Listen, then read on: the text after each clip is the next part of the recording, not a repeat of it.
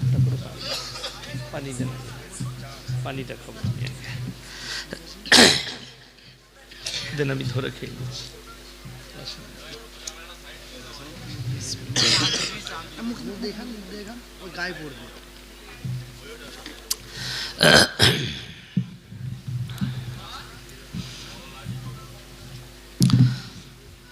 আসসালামু আলাইকুম। আলহামদুলিল্লাহি রব্বিল আলামিন ওয়াসসালাতু ওয়াসসালামু আলা রাসূলিহিল কারীম, আম্মা বাদ। ফাউজ বিল্লাহি মিনাশ শাইতানির রাজীম, বিসমিল্লাহির রহমানির রহিম। ইকরা কিতাবাক কাফা বিনাফসিকাল ইয়াওমা আলাইকা হাসিবা, মান ইহতাদা ফাইন্নামা ইয়াহতাদি লিনাফসিহি ওয়া মান যাল্লা ফাইন্নামা ইয়াদিল্লু আলাইহা ওয়ালা তাজিরু ওয়াজিরাতুন বিজরা উখরা ওয়া মা কুন্না মুআযযিবিনা হাত্তা নাবআসা রাসূলা ওয়া ইলা মাদিয়ানা আখার। ফাউজ বিল্লাহি মিনাশ শাইতানির রাজীম, বিসমিল্লাহির রহমানির রহিম। তাবারাকাল্লাযী বিয়াদিহিল মুলক ওয়া হুয়া আলা কুল্লি শাইইন কাদির, আল্লাযী খালাকাল মাউতা ওয়াল হায়াতা লিয়াবলুয়াকুম আইয়ুকুম আহসানু আমালা ওয়া হুয়াল আজিজুল গফুর ওয়া ইলা মাদিয়ানা আখার। ফাউজ বিল্লাহি মিনাশ শাইতানির রাজীম, বিসমিল্লাহির রহমানির রহিম। ইয়া আইয়ুহাল মুযাম্মিল কুমিল লাইলা ইল্লা কলিলা নিসফাহু আও ইনকুস মিনহু কলিলা আও জিদ আলাইহি ওয়ারাত্তিলিল কুরআনা তারতিলা ইলা আখিরিল আয়া। খায়রুকুম মান তাআল্লামাল কুরআন আল্লামাহু কামা ক্বালা আলাইহি সালাতু ওয়াত তাসলিম। মাননীয় শ্রদ্ধেয় জ্ঞানী গুণী মানী সম্মানী মান্যবর সভাপতি মহাশয়, শ্রদ্ধের উলামা ইকরাম, হুফাজ ইকরাম, স্নেহের তলাবায়ে আজিজ আর আমার জ্ঞানী গুণী মানী সম্মানী মাননীয় শ্রোতা মণ্ডলী, পর্দার অন্তরালে পর্দা নসিব মায়েরা এবং বোনেরা, আল্লাহর বড় দয়া, কৃপা, ভালোবাসা আমাদের প্রতি, গোটা বিশ্বের প্রতি। সবাই আল্লাহ শুকর আদায় করে হৃদয় থেকে বলি আলহামদুলিল্লাহ। তারপরে পরে বিশ্ব নবী জানাবে মুহাম্মাদুর রাসূলুল্লাহ, সকলে বলুন সাল্লাল্লাহু আলাইহি ওয়াসাল্লাম। তিনার প্রতি শত কোটি দরুদ বর্ষিত হোক, বলুন আমিন সুম্মা আমিন। সবাই একবার দরুদে ইব্রাহিম পাঠ করি। আল্লাহুম্মা সাল্লি আলা মুহাম্মাদিন ওয়া আলা আলি মুহাম্মাদ কামা সাল্লাইতা আলা ইব্রাহিম ওয়া আলা আলি ইব্রাহিম ইন্নাকা হামিদুম মাজিদ। আল্লাহুম্মা বারিক আলা মুহাম্মাদিন ওয়া আলা আলি মুহাম্মাদ কামা বারাকতা আলা ইব্রাহিম ওয়া আলা আলি ইব্রাহিম ইন্নাকা হামিদুম মাজিদ। গুটি কয়েক কথা আলোচনা করব। আল্লাহ আমাদের সকলকে আমলের তৌফিক দান করুক, বলুন আল্লাহুম্মা আমিন। উলামারা উপবিষ্ট আছেন স্টেজে। আমি সর্বপ্রথম দোয়া দেব, যে বাচ্চার মাথায় পাগড়ি পরানো হয়েছে আল্লাহ একে ইলমে নাফে আমলে সলিহা দান করুক, বলুন আল্লাহুম্মা আমিন। এই মাদ্রাসার পড়ানে वाला জিম্মেদারকে আল্লাহ কবুল করে নেক। আমাদের বেতন কম, মৌলবীদের বেতন কম, ইমামদের বেতন কম, কিন্তু আল্লাহর কসম বুখারী শরীফের রওয়ায়েতে আছে, যারা আল্লাহর রাস্তায় থাকবে, দিনের পথে থাকবে, আল্লাহ তাদেরকে ইজ্জতের রুজি দান করবেন। জোরে বলুন সুবহানাল্লাহ। টাকা পয়সা, ধন দৌলত, গাড়ি বাড়ি, ব্যবসা বাণিজ্য যাদের আছে, যাদের মনে হচ্ছে টাকায় সবকিছু, যাদের মনে হচ্ছে বড় লোক হলে সেই সবকিছু, যাদের মনে হচ্ছে রাজা বাদশা হয়ে গেলে, নেতা মন্ত্রী হলে, চেয়ার পেলে, মিলিটারি থাকবে, বডিগার্ড থাকবে, কারুর ওয়াই ক্যাটাগরির বডিগার্ড, কারুর জেড প্লাস, কারুর নিজস্ব বডিগার্ড, গাড়িতে লাল বাতি এলে পো পো করে ঘুরবে, লোকরা তাকাবে, সাথে নামবে। এটা যদি শিক্ষার হয়, জানার হয় এটা কত মূল্যবান। তুরস্কের মানুষকে জিজ্ঞেস করো, ভূমিকম্পে যাদের সব স্তব্ধ করে দিয়েছে, সব স্তব্ধ করে দিয়েছে, এরদোগানের মতো রাজা, তাকে এই যুগের অটোমান বলা হচ্ছে, অটোমান সুলতানের সঙ্গে তুলনা করা হয়েছে। সেরকম একটা বাদশা এরদোগান, তয়েফ এরদোগান হাফিজে কোরআন, চোখ দিয়ে পানি ফেলা ছাড়া আর কোনো উপায় নাই, আল্লাহর কাছে প্রার্থনা ছাড়া কোনো উপায় নাই। পৃথিবীর মানুষকে আল্লাহ একটা বড় এই ভূমিকম্পের দ্বারা শিক্ষা দিয়েছে। কালকে পরশু পেপারে দেখার পরে, মোবাইলে দেখার পরে চোখের পানি বেরিয়ে এলো, আল্লাহ কতটা শক্তিশালী। মানুষ বুঝে না, পৃথিবীর মানুষ আল্লাহকে চিনতে পারে না। বিল্ডিং ধসে গেছে, একটা 5 বছরের বাচ্চা মেয়ে ছেলে তার 2 বছরের ভাইকে উবুড় হয়ে ধরেছে, দুজনই বেঁচে আছে, এতটুকু আল্লাহ খরচ দেয়নি। জোরে বলুন সুবহানাল্লাহ। এটা হচ্ছে আল্লাহর কুদরতি। আমি যাকে রাখবো পৃথিবীর কেউ তাকে মারতে পারবে না। মায়ের গর্ভ থেকে সন্তান জন্মগ্রহণ করেছে, ওই স্তূপের মধ্যে মা মারা গেছে, বাচ্চা সুরক্ষিত, মাসুম, বাচ্চা হচ্ছে মাসুম। একটা কথা ভালো করে শুনে রাখি, একটা ছেলে যদি অবৈধ ছেলে জন্ম নেয়, অবৈধ পতিতালয়ে যদি কোনো বাচ্চা জন্ম নেয়, সেই পতিতালয়ের মেয়ের পেট থেকে সেই বাচ্চাটাও নিষ্পাপ এবং মাসুম আল্লাহর কাছে, সে পাপী নয়। সেই মেয়েটার ছেলেটা পাপী, কিন্তু তার পেটের সন্তানটা আল্লাহর দিয়া নিয়ামত, আল্লাহ পাঠিয়েছেন, তারা পাপ করেছে, তারা পাপের জন্য আল্লাহর কাছে ফল পাবে, কিন্তু বাচ্চাটা মাসুম এবং নিষ্পাপ। জোরে বলুন সুবহানাল্লাহ। আমার আল্লাহ এতটা দয়ালু, এতটা রহম করনেওয়ালা। আমি আপনাদেরকে একটা একটা করে বলবো, আমি আজকের এই সভায় সব থেকে বড় মুসাফির আমি। কাল আমি এক প্রান্তরে ছিলাম, আজকে আমি এক প্রান্তরে আমাকে আল্লাহ এনেছেন। কাল আমি মুর্শিদাবাদের হাজারদুয়ারি থেকে আরো 15 কিলোমিটার দূরে ছিলাম, জিয়াগঞ্জের কাছে। আজকে আমি আপনাদের কাছে। এটাই আল্লাহর নীলা খেলা। আমি মানুষকে এক প্রান্ত থেকে আর এক প্রান্তর পৌঁছাই।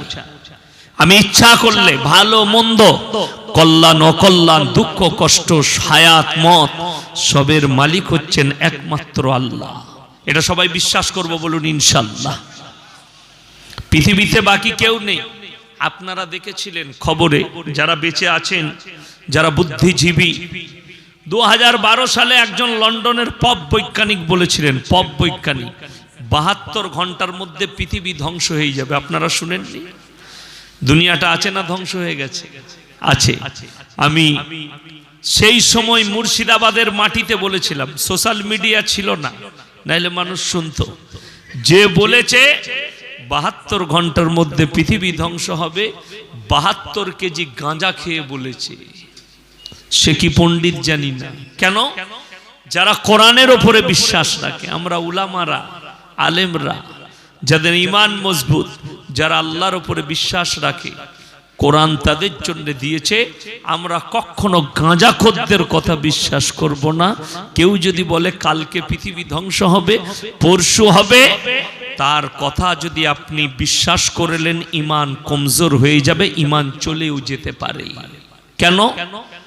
কোরআন বলছে, ইন্নাল্লাহা ইনদাহু ইলমুস সাআহ ওয়া ইউনাজ্জিলুল গায়থ ওয়া ইয়ালামু মা ফিল আরহাম ওয়া মা তাদরি নাফসুম মাযা তাকসিবু গাদা ওয়া মা তাদরি নাফসুম বিআইয়ি আরদিন তামুত ইন্নাল্লাহা আলিমুন খবীর। হে আমার বিশ্বনবী, পৃথিবীর মানুষকে বলে দাও কিয়ামত কবে হবে আমি আল্লাহ ছাড়া পৃথিবীর কেউ জানে না। মায়ের গর্ভে বেটা আছে না বিটি, বিকলাঙ্গ না কালো, বধির আছে না ভালো আছে, আমি আল্লাহ ছাড়া কেউ জানে না। কার কোথায় মৃত্যু হবে, কার কোথায় রুজি মেপেছি, কতটা মেপেছি, কোথায় কত মিলিমিটার বৃষ্টি বর্ষণ হবে, আমি আল্লাহ ছাড়া পৃথিবীর কেউ জানে না। জোরে বলুন সুবহানাল্লাহ।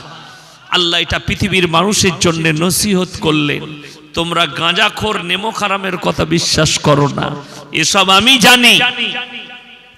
কিয়ামতের আলামত আল্লাহ বলেছেন নবীজিকে, কখন কিয়ামত হবে বুঝতে পারবে, কিয়ামত কাছে আসছে বুঝতে পারবে। নবীজি ভবিষ্যৎবাণী দিয়েছেন কিছু, এই আলামত গুলো দেখলে তোমরা বুঝতে পারবে যে কিয়ামত কাছে এসেছে। এক নম্বর বলে দিই আজকে, ইসলামের প্রতি অনীহা, কোরআনের প্রতি অনীহা, তার কয়েকটা দলিল আর প্রমাণ দিয়ে যাব। আমাকে সেদিনে মেদিনীপুরের আপনার মেচেদার কাছে একটা জলসাই এক যুবক প্রশ্ন লোকে দিয়েছে যে মৌলবীরা, যে হুজুররা রেট করে পয়সা নিয়ে জলসা করছে, এটা কি জায়েজ হবে? আমি চ্যালেঞ্জ ছুড়েছি গোটা পশ্চিম বাংলার মানুষকে, 24 পরগনার মানুষকেও চ্যালেঞ্জ ছুড়ে যাচ্ছি, এই শওকতের বেটা ফ্রি জলসা করবে, তোমরা খালি ইমামের প্রতি ইনসাফ করে দেখিয়ে দাও। যারা নিজেদের ইমামের প্রতি ইনসাফ করে না, তুমি ইয়াসিনের প্রতি কি ইনসাফ করবে? কথা বুঝতে পারেননি? যারা ইমামকে 20,000 বেতন দিতে পারে না, যদি বলে ইমামকে 20,000 কেন দেবো, খুব দামি কথা, মৌলবীকে কেন 20,000 টাকা বেতন দেবো? তুমি মাস্টারকে প্রশ্ন করেছো? তুমি সকাল 11টায় ক্লাস শুরু হয় 11:30টায়, 3টের সময় ঘর চলে যাও, 50,000 বেতন। এটা কি তোমার মূল্য? এটা কি ঠিক হচ্ছে? এই প্রশ্ন কেউ করেনি। আপনাকে বলে দিই, কোরআনের শিক্ষার জন্য আপনি যে কোনো গ্রামে যাবেন, ইমাম দিকে মক্তবে ফ্রি পড়াতে হয়, ঠিক কি না? ফ্রি, 1 পয়সা লাগবে না। বলে ইমাম বেতন দিয়ে রেখেছি, আবার ওকে বেতন লাগবে নি? ওকে কিসের পয়সা লাগবে? ওতেই ফ্রি পড়াবে। এর আবার কন্ট্যাক্ট করে লাই, হুজুর আমাদের মসজিদে মক্তবে ফ্রি পড়াতে হবে ওই বেতনের মধ্যেই। মাশাআল্লাহ, আলহামদুলিল্লাহ, খুব ভালো জিনিস। আপনারা আমাদেরকে বেতন দেন না, কিন্তু 6,000 বেতন, 8,000 বেতন। আমার মাদ্রাসায় আমার 8,000 টাকা বেতন, কোন ইমামের 6,000, কোন মৌলবীর 10,000। যতগুলো উলামা বসে আছে, ইনাদের পোশাকগুলো দেখে নেন, লোকরা খালি আমাদের জামা দেখলে বলে হুজুর কোথায় কিনেছেন ছিটটা? আবে তুই যে দোকানে কিনেছিস আমি ওখানে কিনেছি। খালি সুন্দর লাগার কারণ হচ্ছে ইখলাস। ইখলাস নিয়ে এসো, তোমার সৌন্দর্যতা আল্লাহ বাড়িয়ে দেবে। আমরা মৌলবীরা চুরি করতে পারি না, মৌলবীরা মিথ্যা কথা বলতে পারি না, মিথ্যা কথা বলে ব্যবসা করতে পারি না? পারি। আমাদের মধ্যে আল্লাহর ভয় আছে না, ওটা করব না।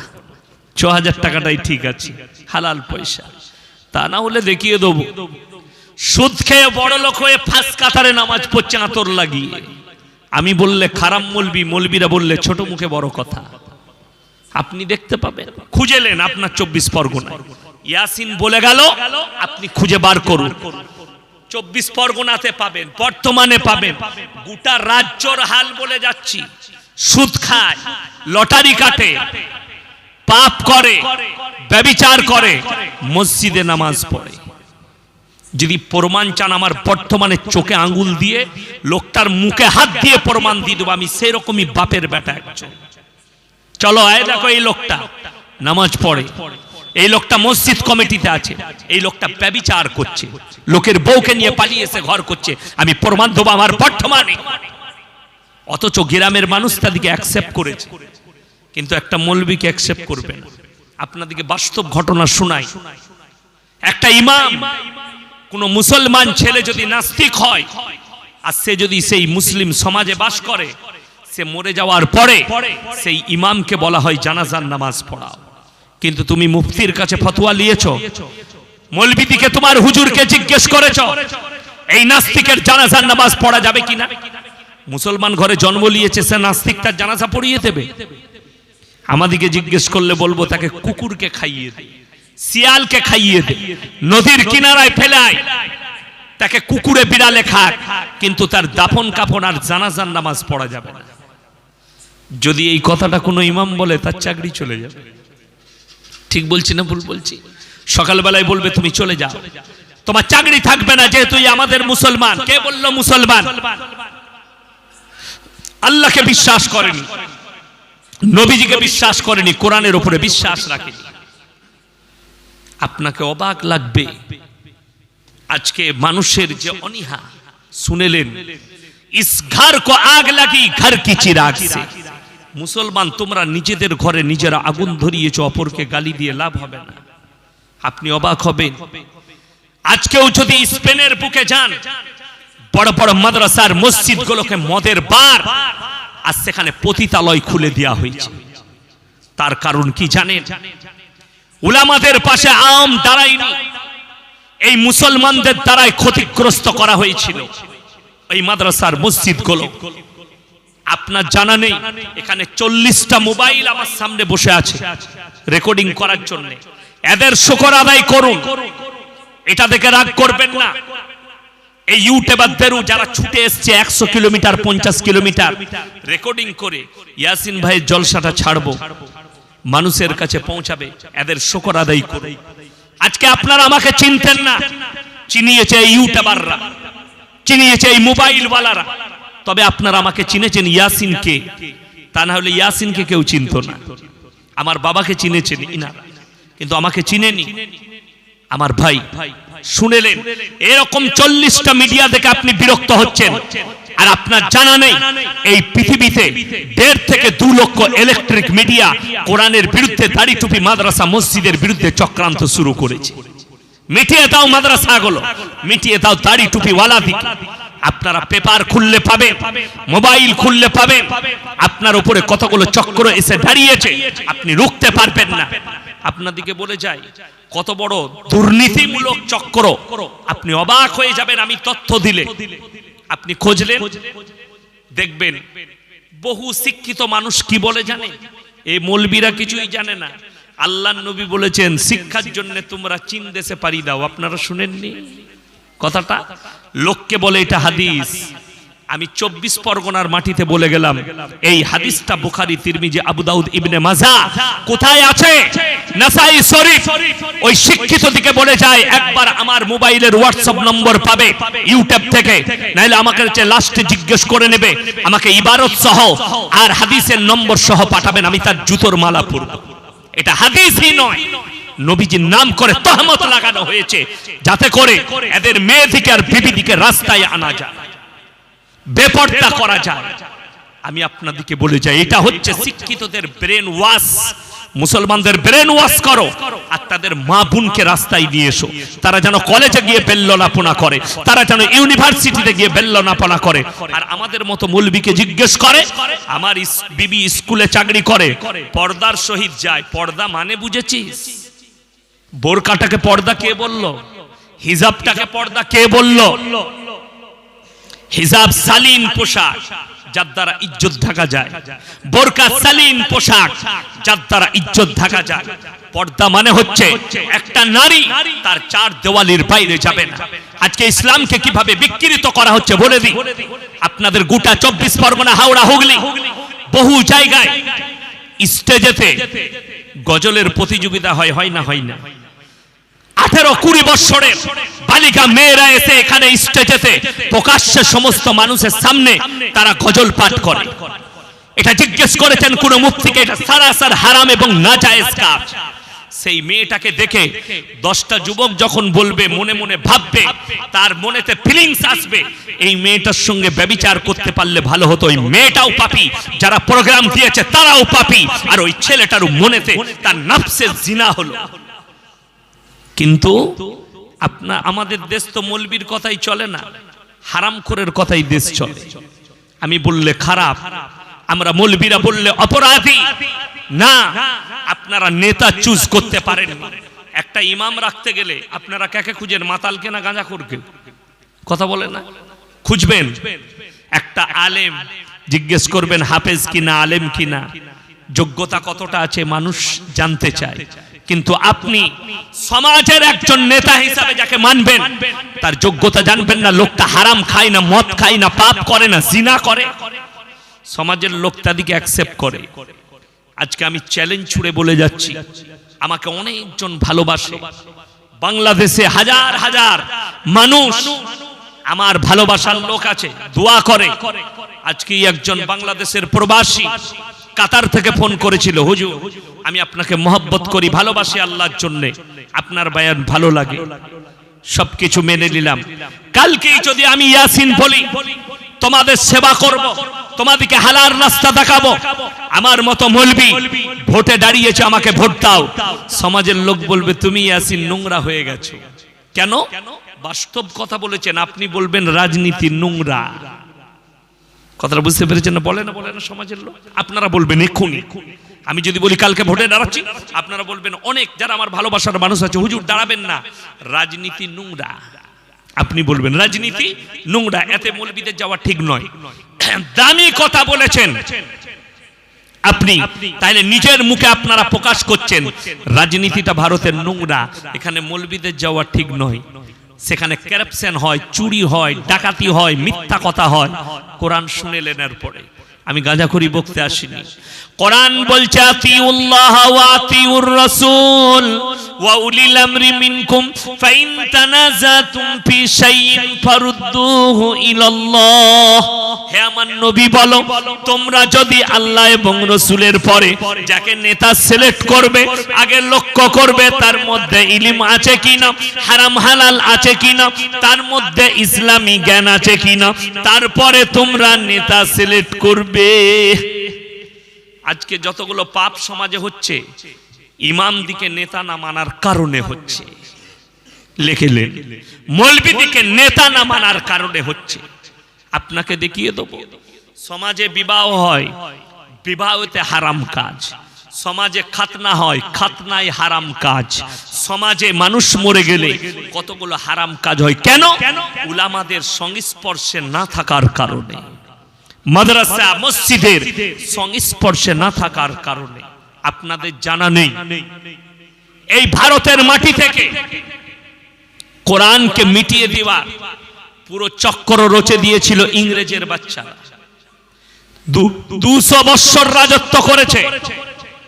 আপনারা ইতিহাস পড়ুন, আমাদের মতো বুকা মৌলবীরা ইতিহাস পড়িনি, যেটুকু পড়েছি সেটুকু ব্রেনে গেঁথে নিয়েছি।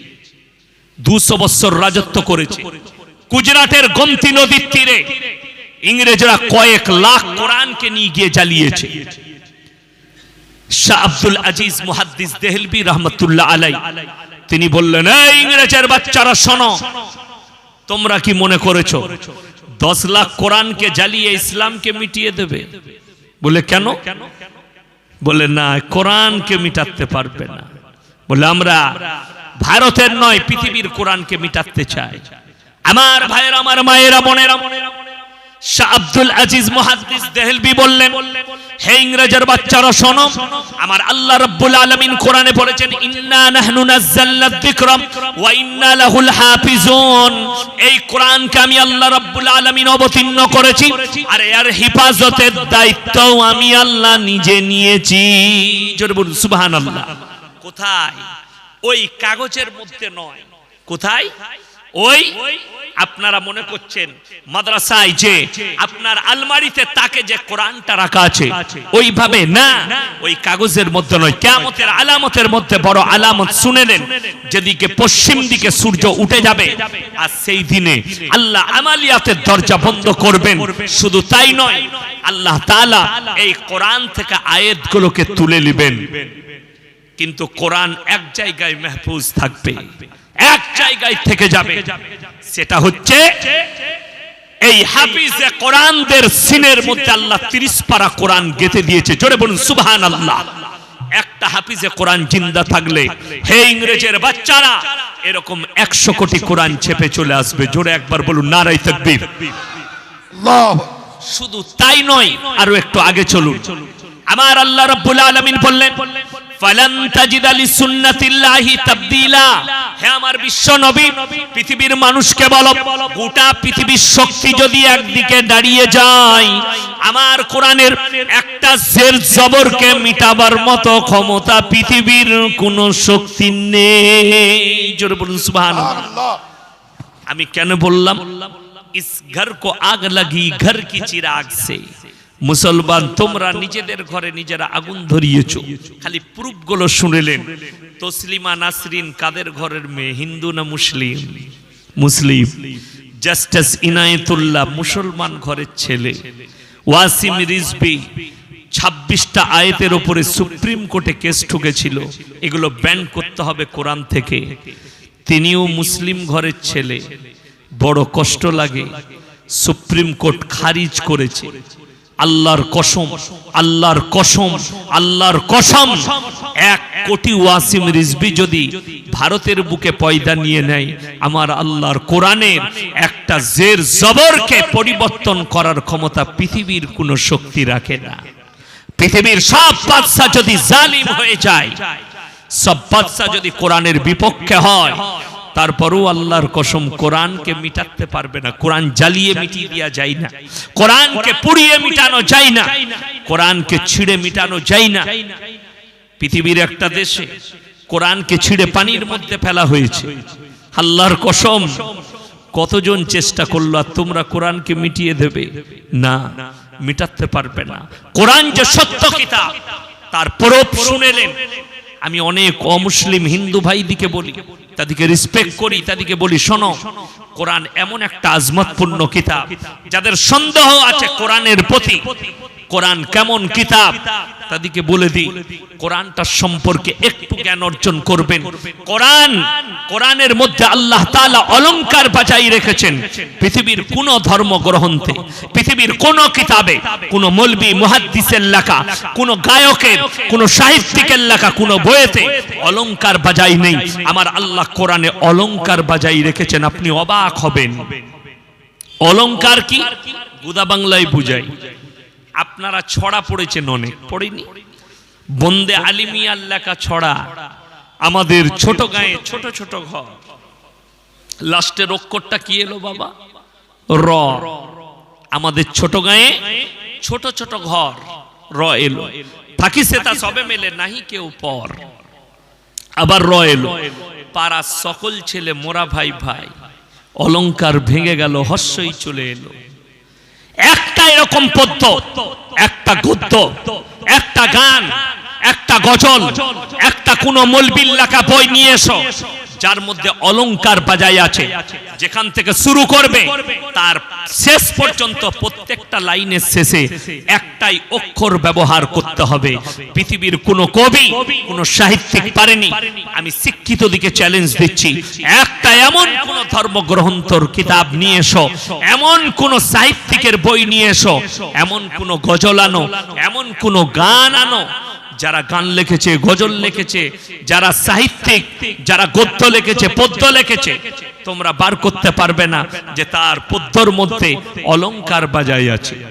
যদি বলেন কোরআনে কোথায় অলংকার বাজাই আছে, আমার ভাইয়েরা, আমার মায়েরা, বোনেরা, আমার আল্লাহ রাব্বুল আলামিন একমাত্র পৃথিবীর ধর্মগ্রন্থ কিতাব আল কোরআনের মধ্যে আমার আল্লাহ অলংকার বাজাই রেখেছেন।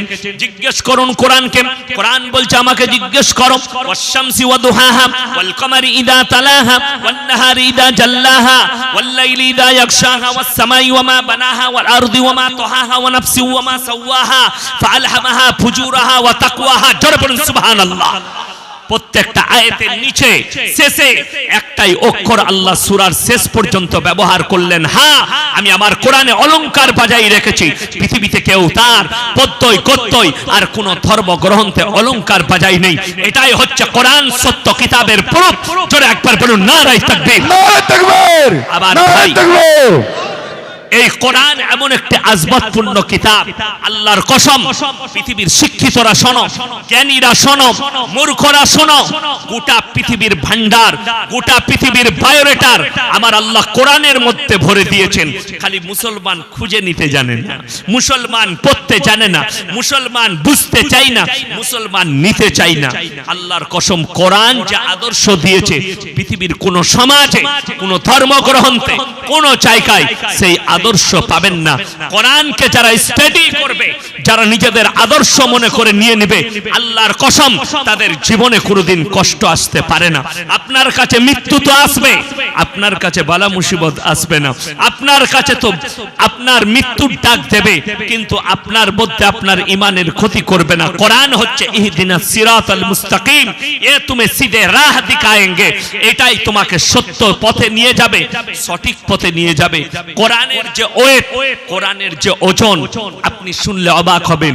আপনার বাড়িতে যে কোরআনটা আছে, ওই কোরআনটা দাঁড়ির উপরে চাপালে হয় 1.5 কেজি হবে, তা না হয় 2 কেজি হবে, তা না হয় 5 কেজি। হয়তো পৃথিবীর সবথেকে বড় কোরআন তুরস্কের লাইব্রেরিতে আছে, যেটা 5 কুইন্টাল ওজন। আমার ভাই, এর থেকেও এগুলো কোরআনের ওয়েট, মানে হচ্ছে কাগজের ওয়েটটা, যে কাগজটার মধ্যে ছাপা হয়েছে তার ওয়েট। ওই জন্য কোনোটা 1.5 কেজি হয়, কোনোটা 3 কেজি, কোনোটা 1 কেজি হয়, কোনোটা 5 কেজি হয়, তার কাগজের ওয়েট হিসাবে হয়। যদি কোরআনকে জিজ্ঞেস করো, কোরআন তোমার ওজন কেমন, কোরআন বলছে আমাকে জিজ্ঞেস করো, লাউ আনজালনা হাদাল কুরআন আলা জাবালিল লারাইতাহু খাশিয়াম মুতাসাদ্দিয়াম মিন খাশিয়াতিল্লাহ। হে আমার বিশ্ব নবী, আমি যদি এই কোরআনটাকে পাহাড়ের উপরে অবতীর্ণ করিতাম, আমার ভয়ে পাহাড়টা চূর্ণ বিচূর্ণ হয়ে যেত। জোরে বলুন সুবহানাল্লাহ। আমি উম্মতে মুহাম্মাদীকে ভালোবেসে দান করেছি, তোমাদের বুঝা দরকার। এত বড় আজবতপূর্ণ কিতাব, পৃথিবীর বেঈমান কাফেরদের তাদের ঘেরা টোপে মুসলমান পড়ে যাচ্ছে। আপনার ঈমান, মুসলমানদের ঈমানটা কোন জায়গায় আছে জানেন? আপনাদের দেশে কচু পাওয়া যায় না? মাংসের সাথে রান্না করে, মাছের সাথে রান্না করে কচু আমরা বাঙালিরা খাই। কচু পাতা দেখেছেন? কচু পাতার উপরে পানি দিলে থাকে না, পড়ে যায়, পড়ে যায়, টলমল করে। মুসলমানের ঈমানটা এক্স্যাক্টলি ওই জায়গায় দাঁড়িয়ে আছে।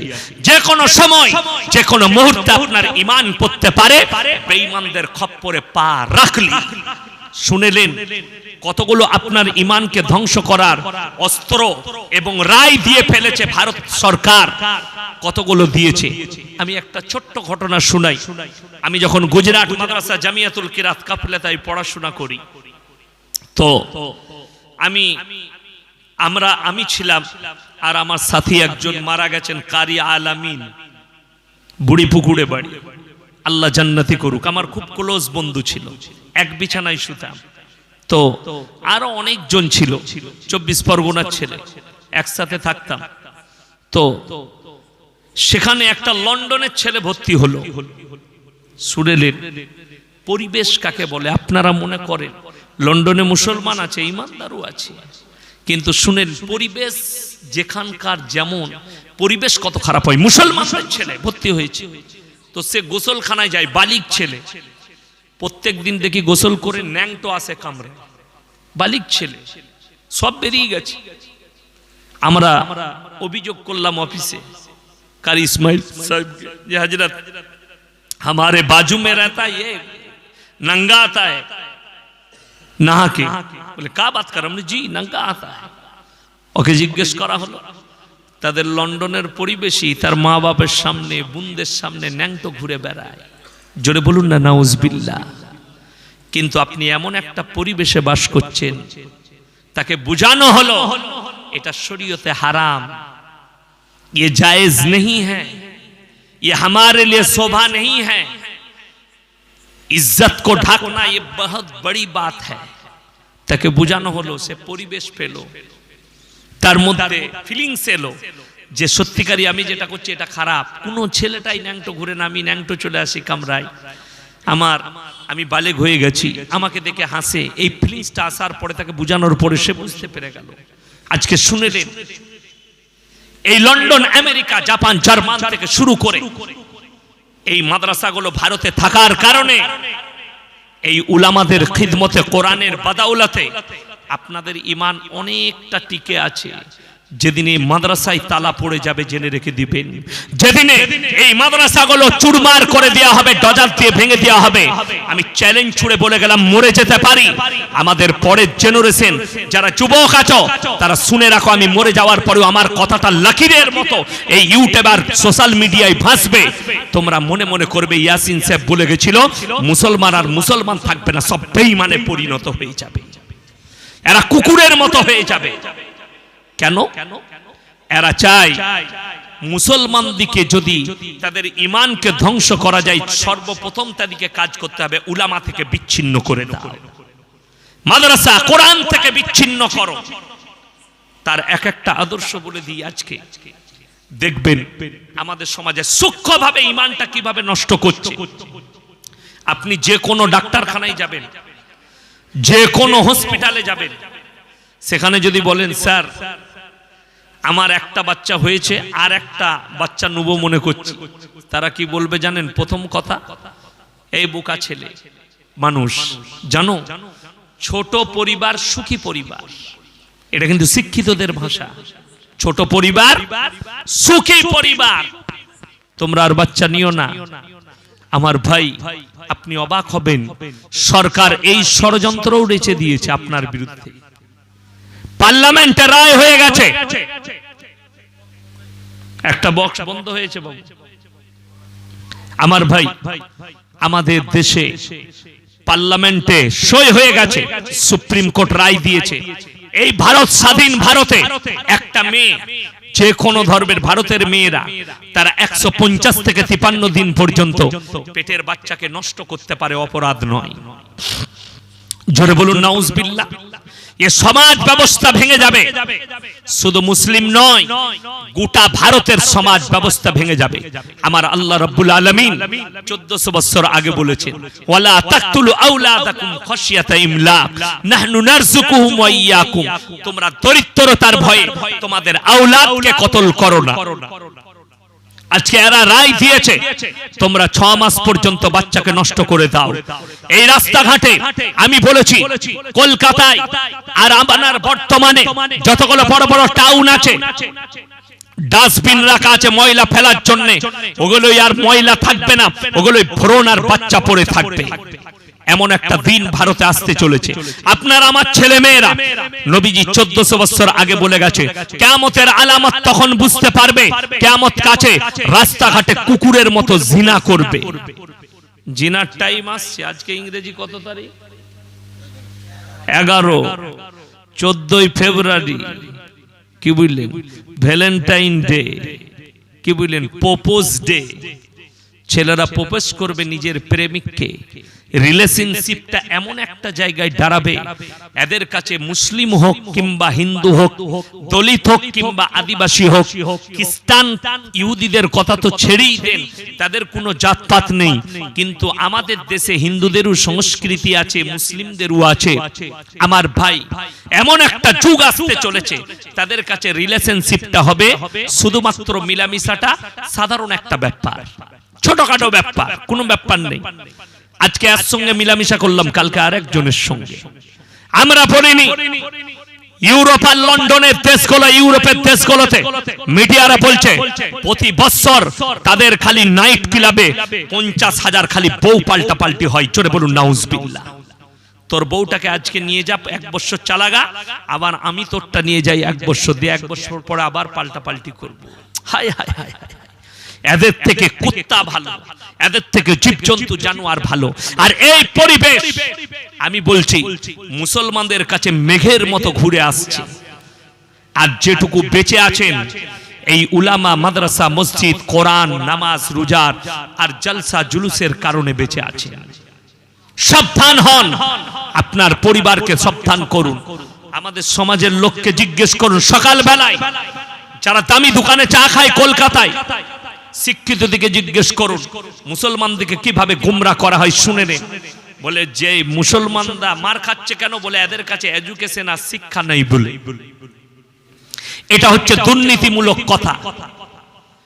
এক নম্বর হচ্ছে মুসলমানের কাছে দ্বীনি শিক্ষা নাই। শুনেছেন কোন মৌলবি লাঠি নিয়ে মারামারি করতে গেছে? কথা বলেন না।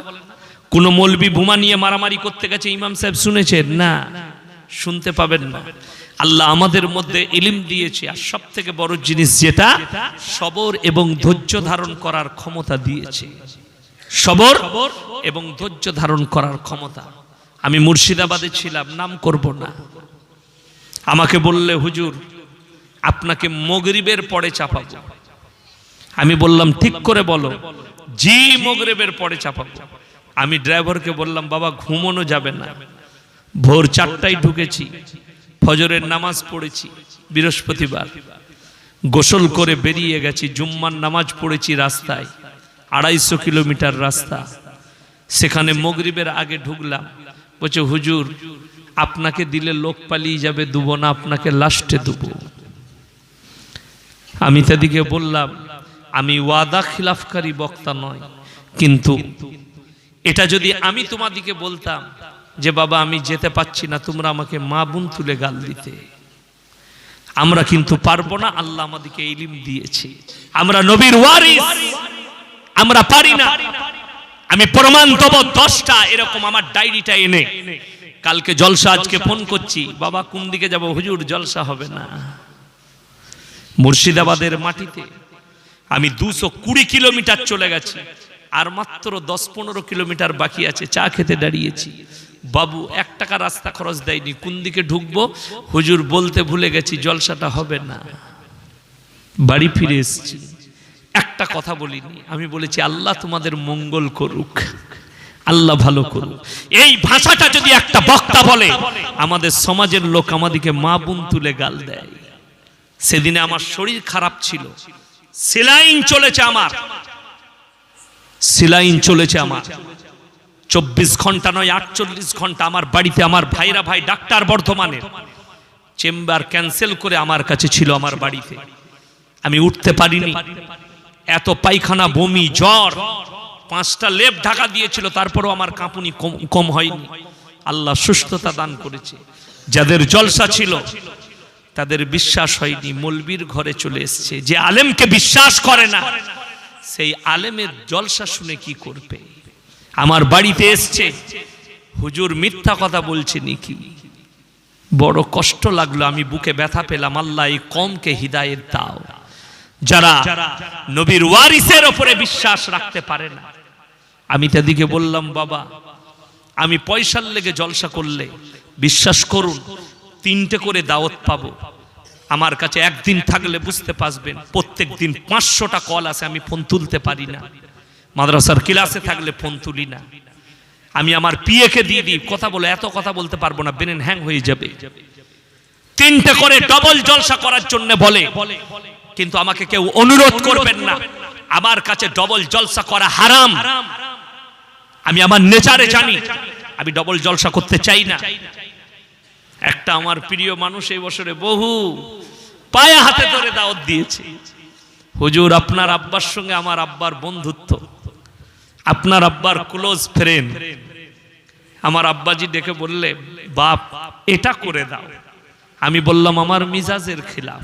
বলে তোমাকে আমি বাপ হিসাবে অনুরোধ করছি। আমার বাপের অনুরোধে এই 23 সালে একটাই ডবল জলসা নিয়েছি, তাও বলেছি তারা যারা আগে দাওয়াত দিয়েছে তারা ছাড়বে, তারপরে তোমার কাছে পৌঁছাবো। তাতে রাত 2টোই ছাড়লে 3টেই পৌঁছাবো, 4টায় ছাড়লে 5টায় পৌঁছাবো। আগে যারা দাওয়াত দিয়েছে তাদের কাছে আমাকে ডবল দাওয়াত বলবেন না। আমি নিতে পারি, পয়সা ইনকামের জন্য না, কখনো করব না। আমার জীবনে যেন আল্লাহ এই দিনটা দেখাতে না দেয় যে ডবল করে জলসা করব। আপনাদের কাছে যেন ফুল টাইম দিতে পারি, দোয়া করবেন, জোরে বলুন ইনশাআল্লাহ। আমার ভাই একটা কথা বলে দিই, আমরা নবীর ওয়ারিস। আপনারা চায়ের দোকানে মৌলবীদের সমালোচনা করেন আমাদের উলামাদের, আর আমরা নামাজের পার্টিতে তালবিল ইলম দিকে নিয়ে ফজরের পরে দোয়া করি আল্লাহ তুমি কওমের মুসলমানদের জানের মালের ইজ্জতের বরকত দাও। জোরে বলুন সুবহানাল্লাহ। আমাদের মুখ থেকে দোয়া বের হয়, আর আপনাদের মুখ থেকে সমালোচনা বের হয়।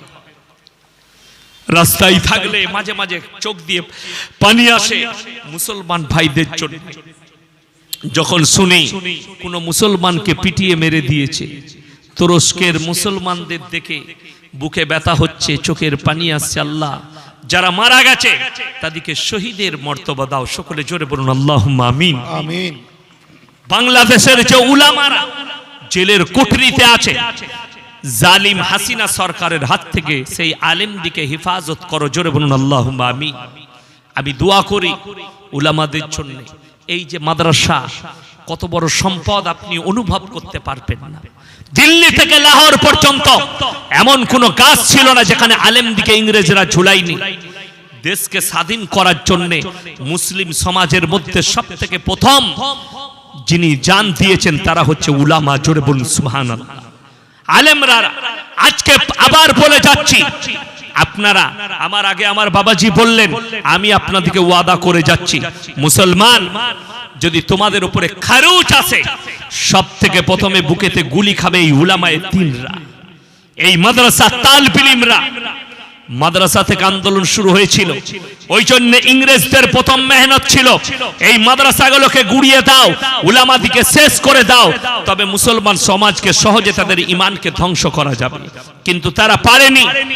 আল্লাহর কৃপায় আজকে যারা দাড়ি রাখতে পেরেছেন, যারা নামাজ পড়তে পাচ্ছেন, যারা মসজিদে যেতে পাচ্ছেন, যারা আলেম উলামাদের সংস্পর্শে আসতে পাচ্ছেন, যারা মাদ্রাসা মসজিদের সঙ্গে সম্পর্ক রেখেছেন, তারা আল্লাহর কাছে সিজদায় পড়ে কাঁদবেন, আল্লাহ এটা তোমার কৃপা ছাড়া আর কিছুই নয়। কত মুসলমান তারা বেঈমান কাফেরের আড্ডায় বসে আছে, কত মুসলমান তারা মুসলমানই নয়, নিজেদেরকে মুসলমান বলে সমাজের বুকে পরিচয় দিচ্ছে। আপনাকে আপনার 24 পরগনায়, কলকাতায় প্রমাণ দেব, আমি নাম করব না, কারো দেখিয়ে দেব। মুসলমান পুজোর অনুষ্ঠানে মুসলমান তারা কি করছে, বেঈমান কাফেরের মন পাবার জন্য সেখানে যেখানে যেরকম সেখানে সেরকম করছে। ইসলাম এটা স্বীকৃতি দেয় না। আমি আবার বলে যাচ্ছি, আল্লাহর নবীর হাদিস, তোমরা কারুর দেব দেবীকে গালি দিও না, কারুর ধর্মকে খারাপ বলো না, কারুর ধর্মকে গালি দিও না, কিন্তু তারটাকে তুমি নিজের মনে করো না। আজকে কিছু নেমখারাম মুসলমান আছে, নিজেরটা ছেড়ে দিয়ে নামাজ পড়ে না, রোজা রাখে না, কিন্তু অপরেরটা নিয়ে বুকে করে বলছে এই তুমি বিদ্যা বুদ্ধি দাও। কত তোমাকে ভাই বলতে কষ্ট লাগে, তোমাকে মুমিন বলা চলবে না। যে মুসলমান বলবে তার ঈমানের খতরা হয়ে যাবে। শুনেলেন, মুসলমান ঘরে জন্ম নিলে মুসলমান হওয়া যায় না, মাথা ঠুকলে মুসলমান হওয়া যায় না। পৃথিবীতে নাস্তিক ছাড়া সবাই মাথা ঠুকে, ঠুকে না ঠুকে না? যারা নাস্তিক তারা বাদ দিয়ে সবাই মাথা ঠুকে। কেউ পূব দিকে, কেউ পশ্চিমে, কেউ উত্তরে, কেউ দক্ষিণে, কেউ ঠাকুরের সামনে, কেউ ঘোড়ার সামনে, কেউ কবরের সামনে, কেউ গাছের সামনে, কেউ আগুনের সামনে, কেউ পানির সামনে, কেউ সূর্যের সামনে, কেউ চন্দ্রের সামনে। যে যেখানে পারে মাথা টেকে। ওই জন্য আমার আল্লাহ শর্ত রেখে দিলেন কোরআনে, জোরে একবার বলুন সুবহানাল্লাহ।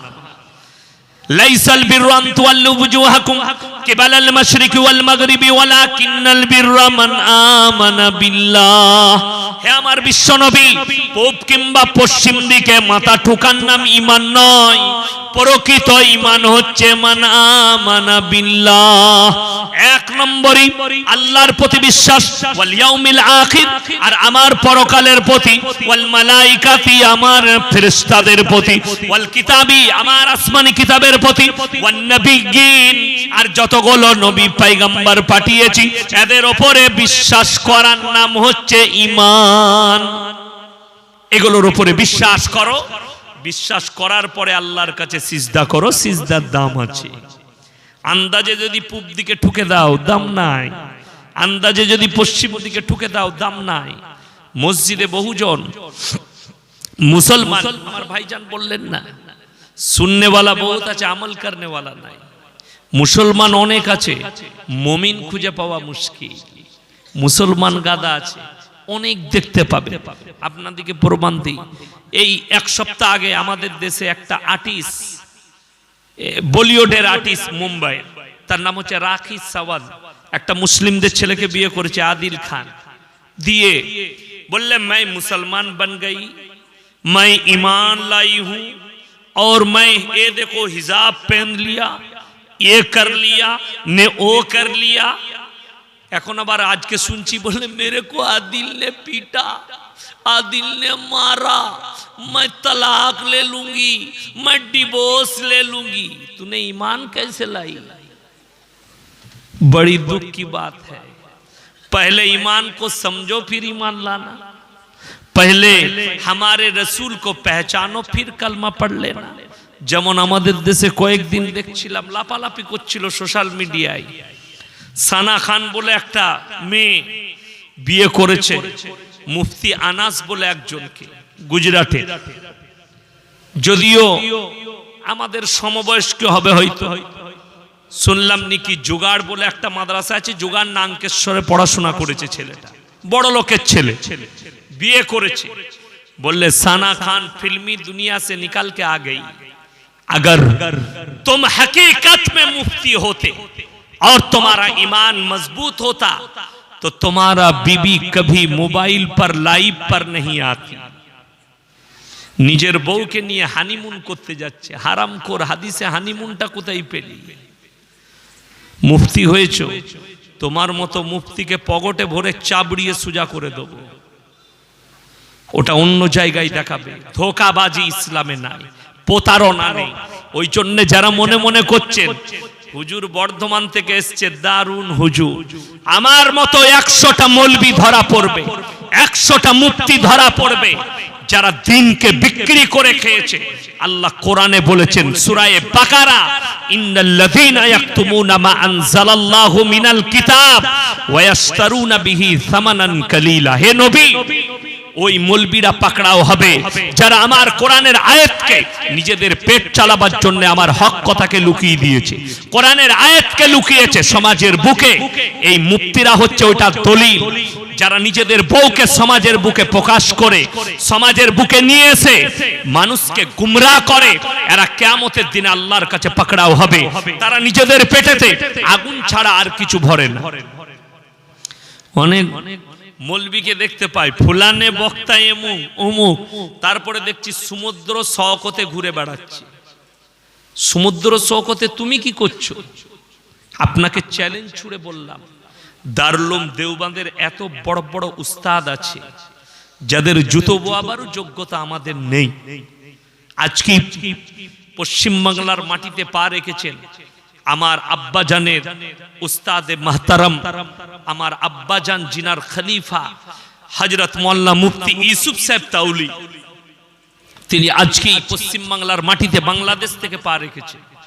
আমার সাথে ওনার সাথে আমার ভাই আছে, ওনার খাদিম মাওলানা সামিউল ইসলাম। তো আমি বললাম হযরত कैसे हैं? बोले खैरियत से हैं। बोले हजरत बोल रहे थे कि भाई यासीन कैसा है? बोले जलसा चल रहा है। बोले अरे बांग्लादेश में तो बहुत उनका तारीफ है। मैं बोला हजरत को कहो, लेकिन हम बांग्लादेश गए तो हसीना सरकार हमें जेल में डाल देंगे। वो तैयार है कि एक मर्तबा मिल जाए तो इसको जेल में डाल देंगे। तो हजरत जी हंसने लगे, बोले अल्लाह भाई आपको शिफा अता फरमाए, अल्लाह आपको हिफाजत फरमाए, दीन के लिए खिदमत कर रहे अल्लाह और हक बात बोलने की तौफीक अता फरमाए। हजरत दुआ दिलेन আমাকে, হযরতে দুয়া। এত বড় বড় আকাবির যাদের সোশ্যাল মিডিয়ায় কোনোদিন ফটো পাবেন না যে বউকে নিয়ে সমুদ্র শওকতে ঘুরতে গেছে। আমি আমার হযরতের নকশে কদমে চলি। আজ পর্যন্ত আমার স্ত্রীর যদি আমার এলাকায় যান সোশ্যাল মিডিয়ায় বয়ান যাবে, আমার এলাকার লোক শুনে আমার বয়ান, আমার গ্রামের মানুষ শুনে। 5072 গ্রাম।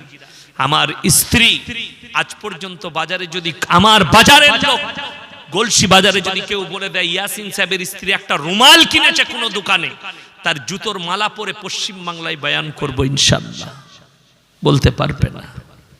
বড় কষ্ট লাগে। আমার পুরো মোবাইলটা ঘেটে দেন, খুলে দিচ্ছি। আমার মেয়ের 2টি মেয়ে আছে, বাচ্চা মেয়ে, একটা 10 বছর বয়স, একজনের 5 বছর। আমার স্ত্রী, এদের 3 জনের একটা ফটো পাবেন না। কিন্তু বড় কষ্ট লাগে, মুসলমান বুঝে না। আজকাল অনেক মেয়েরা ব্লক করছে, ব্লক। অনেক মেয়েরা হিজাব পরে এসে সোশ্যাল মিডিয়ায় হাদিস বলছে। এই মেয়েগুলো হচ্ছে জাহান্নামের খোরাক হাদিস বললে।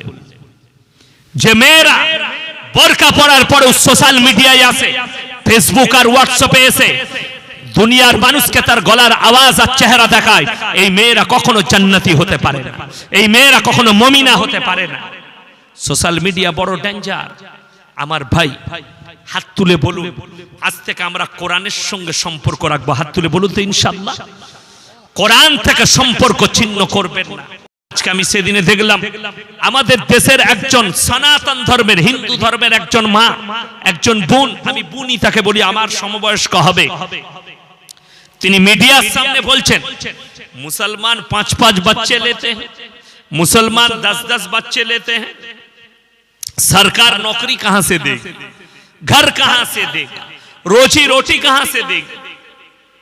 सबसे पहली बात तो यह है मेरे बहन, तुम्हें भगवान पे विश्वास है नहीं, और हम हमारे अल्लाह पे विश्वास करते हैं कि रोजी देने वाले हमारे अल्लाह है। सुनो, यही सोच तुम जो सोच ले रहे हो, যারা শিক্ষিত সমাজের মানুষ আছেন তারা ভালো করে শুনবেন, যারা মনে করছেন জনসংখ্যা বেড়ে যাচ্ছে, জন্ম নিয়ন্ত্রণের প্রয়োজন আছে, তারা তুরস্কের মানুষকে বলো ইনজেকশন দিয়ে জন্ম নিয়ন্ত্রণ বন্ধ করে দে, এরকম খালি 4টা জালজালা আর ভূমিকম্প দেবে, তোমার কম মিটে যাবে, তোমার নাসলকে আল্লাহ মিটিয়ে দেবে সেকেন্ডের মধ্যে। তোমার এই ভাবনাটা তোমার বাবা মা, তোমার পূর্বপুরুষ, তারা যদি এই ভাবনাটা নিত, তুই আর দুনিয়া সূর্যের মুখ দেখতিস না। এই ভাবনাটা যদি তোর পূর্বপুরুষরা নিত, আমাদের দেশের প্রধানমন্ত্রী জি আপনি প্রধানমন্ত্রী থাকতেন না, অমিত শাহ জি আপনি গৃহমন্ত্রী হতেন না, যোগীজি বাপের 5 নম্বর সন্তান, মোদিজি বাপের 4 নম্বর সন্তান, যোগীজি 4 নম্বর, मोदी 5 नंबर। यदि आपनादेर बाबा माँ, आपके बाप और आपके माँ यही सोच ले लेते हैं कि अगर एक बच्चा से ज्यादा नहीं लेंगे तो मोदी जी आप हमारे देश के प्राइम मिनिस्टर नहीं होता, दुनिया में भी नहीं आती, लेकिन नहीं लिया। क्यों? कि भगवान पे विश्वास था। लेकिन आप लोग चोर हैं, डकात है, देश को लुटेरे लोग, अगर देश को लूटने लगे तो फिर कहां से कम नहीं पड़ेगा। যারা এলআইসিতে পয়সা রেখেছিলেন তারা রেডি হয়ে যান, দিয়েছে ঘোগলা করে আদানি 36,000 কোটি। অতি লোভে তাঁতি ডুবে, একটা কথা নাই, বেশি লোভ করো না। আমাদের দেশের লোক যারা মনে করেছে আমার সুদে পয়সাটা বেড়ে যাবে এলআইসিতে রাখলে, হারাম, ওই হারাম কাজ করেছো, সেই পয়সায় বরকত কোনোদিন পাবে না, এমনি নিয়ে পালাবে আদানি। ভালো করেছে আমি বলবো। যেমন বলে দিই, আমাদের দেশে এই বায়ানটা যদি আমি আজকে করি না, কাল থেকে আমার ইউটিউবে খালি গাল চলবে, কিন্তু হক কথা। যারা চাকরি দেখে বিটির বিয়ে দিয়েছিল তারা দেখো, চাকরিগুলো 1920 11 জনের চাকরি বাতিল, কত লিবিলে আবার টাকাটা ফেরত দিতে হবে। যারা জামাইয়ের চাকরির পরে বিটি দিয়েছো তারা রেডি হবে, এরপর ইন্দুর মারা বিষ খা। চাকরিজীবী জামাই নেবে, ওই ছেলেটা চলবে না। রুজির মালিক আল্লাহকে সবাই বিশ্বাস করবেন, জোরে বলুন ইনশাআল্লাহ। কেন বলে দিই, আমি মাদ্রাসায় পড়তে পড়তে আমার মা বিয়ে ঠিক করে ফেলেছে আমার ফুফুইতো বোনের সাথে। আমি যখন মাদ্রাসায় প্রথম পড়াতে ঢুকি আমার 2000 টাকা বেতন ছিল। কত বললাম? 2000। আমার আব্বাজি বললেন, এই রুজির মালিক আল্লাহ, চিন্তা করো না, বিশ্বাস করো। আজকের দিন পর্যন্ত আল্লাহ কোনদিন এতটুকু রুজিতে কমি দেয়নি, এতটুকু। সিজদায় পড়ে কিয়ামত পর্যন্ত পড়ে থাকলেও আল্লাহ শুকর আদায় করে শেষ করতে পারবো না। এই মৌলবীদিকে জিজ্ঞেস করুন কত বেতন। আমি তো জলসা করি, আমার টাকা ইনকাম আছে, আপনার কত বেতন? 6000। পোশাক দেখুন কত সুন্দর, জান ভরে যাচ্ছে, খুব সুন্দর। আল্লাহ নুরানি চেহারা দিয়েছে, আল্লাহ বরকত দেখ, বলুন আমিন। আমার ভাই 6000 টাকা বেতন পায়। ইনাকে জিজ্ঞেস করুন এর বউ কদিন ঘর পালাইছে বাপের ঘর, তোর ভাত খাবো না। আমাদের বউরা বলছে ঘর যাব না। আমার বিবিকে বলছি স্কুলে ছেলেদের ছুটি হয়েছে চলে যাও না, 3 বছর বাপের ঘর যায়নি আমার বিবি। আর 70,000 বেতন পায়, কলকাতায় সাপুজ্জি ফ্ল্যাটে থাকে, রোজ খালি রোজ বউ বলছে গলায় দড়ি দেবো না হলে ইঁদুর মারা বিষ খাবো। কি বলছেন? কত লিবিলে বরকত, ওগুলো আমাদের বরকত। আমি বলেছি যারা হারাম রুজি রোজগার করবে, যারা আল্লাহর রাস্তায় থাকবে, দিনের পথে থাকবে, যারা 5 ওয়াক্তের নামাজি হবে, আল্লাহ তাদেরকে মৃত্যুকাল পর্যন্ত ইজ্জতের রুজি দান করবেন। জোরে বলুন সুবহানাল্লাহ। আপনি নামাজি হন, আল্লাহ আপনাকে হালাল রুজি দিবে, ইজ্জতের রুজি দান করবে। উলামারা 6000 বেতন পায়, আল্লাহ ইজ্জতের রুজি দিয়েছে। আল্লাহ আপনারা আমাদেরকে টাকা দেন না, আল্লাহর কৃপা। একটা ইমামের যখন পালা হয় ডাক্তারের ঘরে, ডাক্তারকে ভাতটা বুইয়ে দিতে হয়। জোরে বলুন সুবহানাল্লাহ। আমরা জলসায় গেলে ডাক্তারের বাড়িতে, মাস্টারের বাড়িতে, প্রফেসরের বাড়িতে আমাদের হাত ধুইয়ে দেয়, এটাই আল্লাহর কাছে অনেক শুকরিয়া। যদি কোটিপতি লোকে আমাদের ফিরহাদ বাবুর মা মরে গেলে কে জানাজা পড়াবে? মমতা খালা তো নাকি কথা বলে না? কে পড়াবে? মৌলবিটা পড়াবে। 6000-এর মৌলবির জানাজা পড়াবে। 1 লাখ টাকার যার কাছে লাল বাতি থাকে আর ওয়াই ক্যাটাগরির বডিগার্ড আছে, তার মায়ের জানাজার নামাজটাও 6000-এর মৌলবি পড়াবে। তাহলে আল্লাহ কত ইজ্জত দিয়েছে বললেন। জোরে বলুন সুবহানাল্লাহ। ফিরহাদ বাবুর বিটির বিয়ে হলে খুতবাটা কে পড়বে? মদন মিত্র তো নাকি? আপনারা হাসছেন। আমাদের মতো 6000-এর মৌলবিরা পড়বে। ওইখানে চান্স পাবে না। খাবি খা, ফুটানি কর, নাচবি নাচ, বিয়ে পড়াবে, নিকাহ পড়াবে 6000-এর মৌলবি। এটাই আল্লাহর তরফ থেকে বড় ইজ্জত, এটাই আল্লাহ দিয়েছে। এখানেই মানুষকে বোঝা দরকার আল্লাহ ইলমের কতটা ইজ্জত দিয়েছেন। জোরে বলুন সুবহানাল্লাহ। আরবের বাদশা প্রিন্স সালমান, তার কাছে 100টা খালি মার্শাল বডিগার্ড আছে, যেমন মোদিজির কাছে আছে ওই রকম তার চারিপাশে।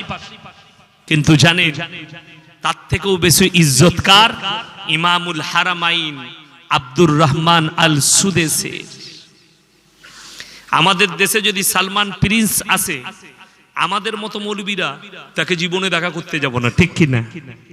কিন্তু যদি আমাদের সামনে আসে আব্দুর রহমান আল সুদেস, তার জুতোটা সোজা করতেও আমরা যাব, ঠিক কি না?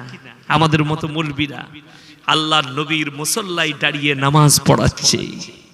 এটার জন্য ইমামুল হারামাইন, এটার জন্য বড় কষ্ট লাগে। আল্লাহ ইজ্জত দিয়েছে। বাদশার কতটা বাদশা সে দেশের রাজা, তার থেকে বেশি ইজ্জত কাবা ঘরের ইমামে। এটাই আল্লাহর তরফ থেকে। ওই জন্য ইমামের সঙ্গে ভালো সম্পর্ক করবেন। জোরে বলুন ইনশাআল্লাহ। মাদ্রাসার সঙ্গে ভালো সম্পর্ক করবেন। এই মাদ্রাসা মসজিদ গুলো, এগুলোতে সরকারের 1 টাকাও অনুদান নেই। সরকার চায় এগুলোকে ব্যান করে দাও, বন্ধ করে দাও। আপনারা জানেন না, আজকে কষ্ট লাগে বলতে বাধ্য হচ্ছি, আমাদের দেশে আপনারা দেখেছেন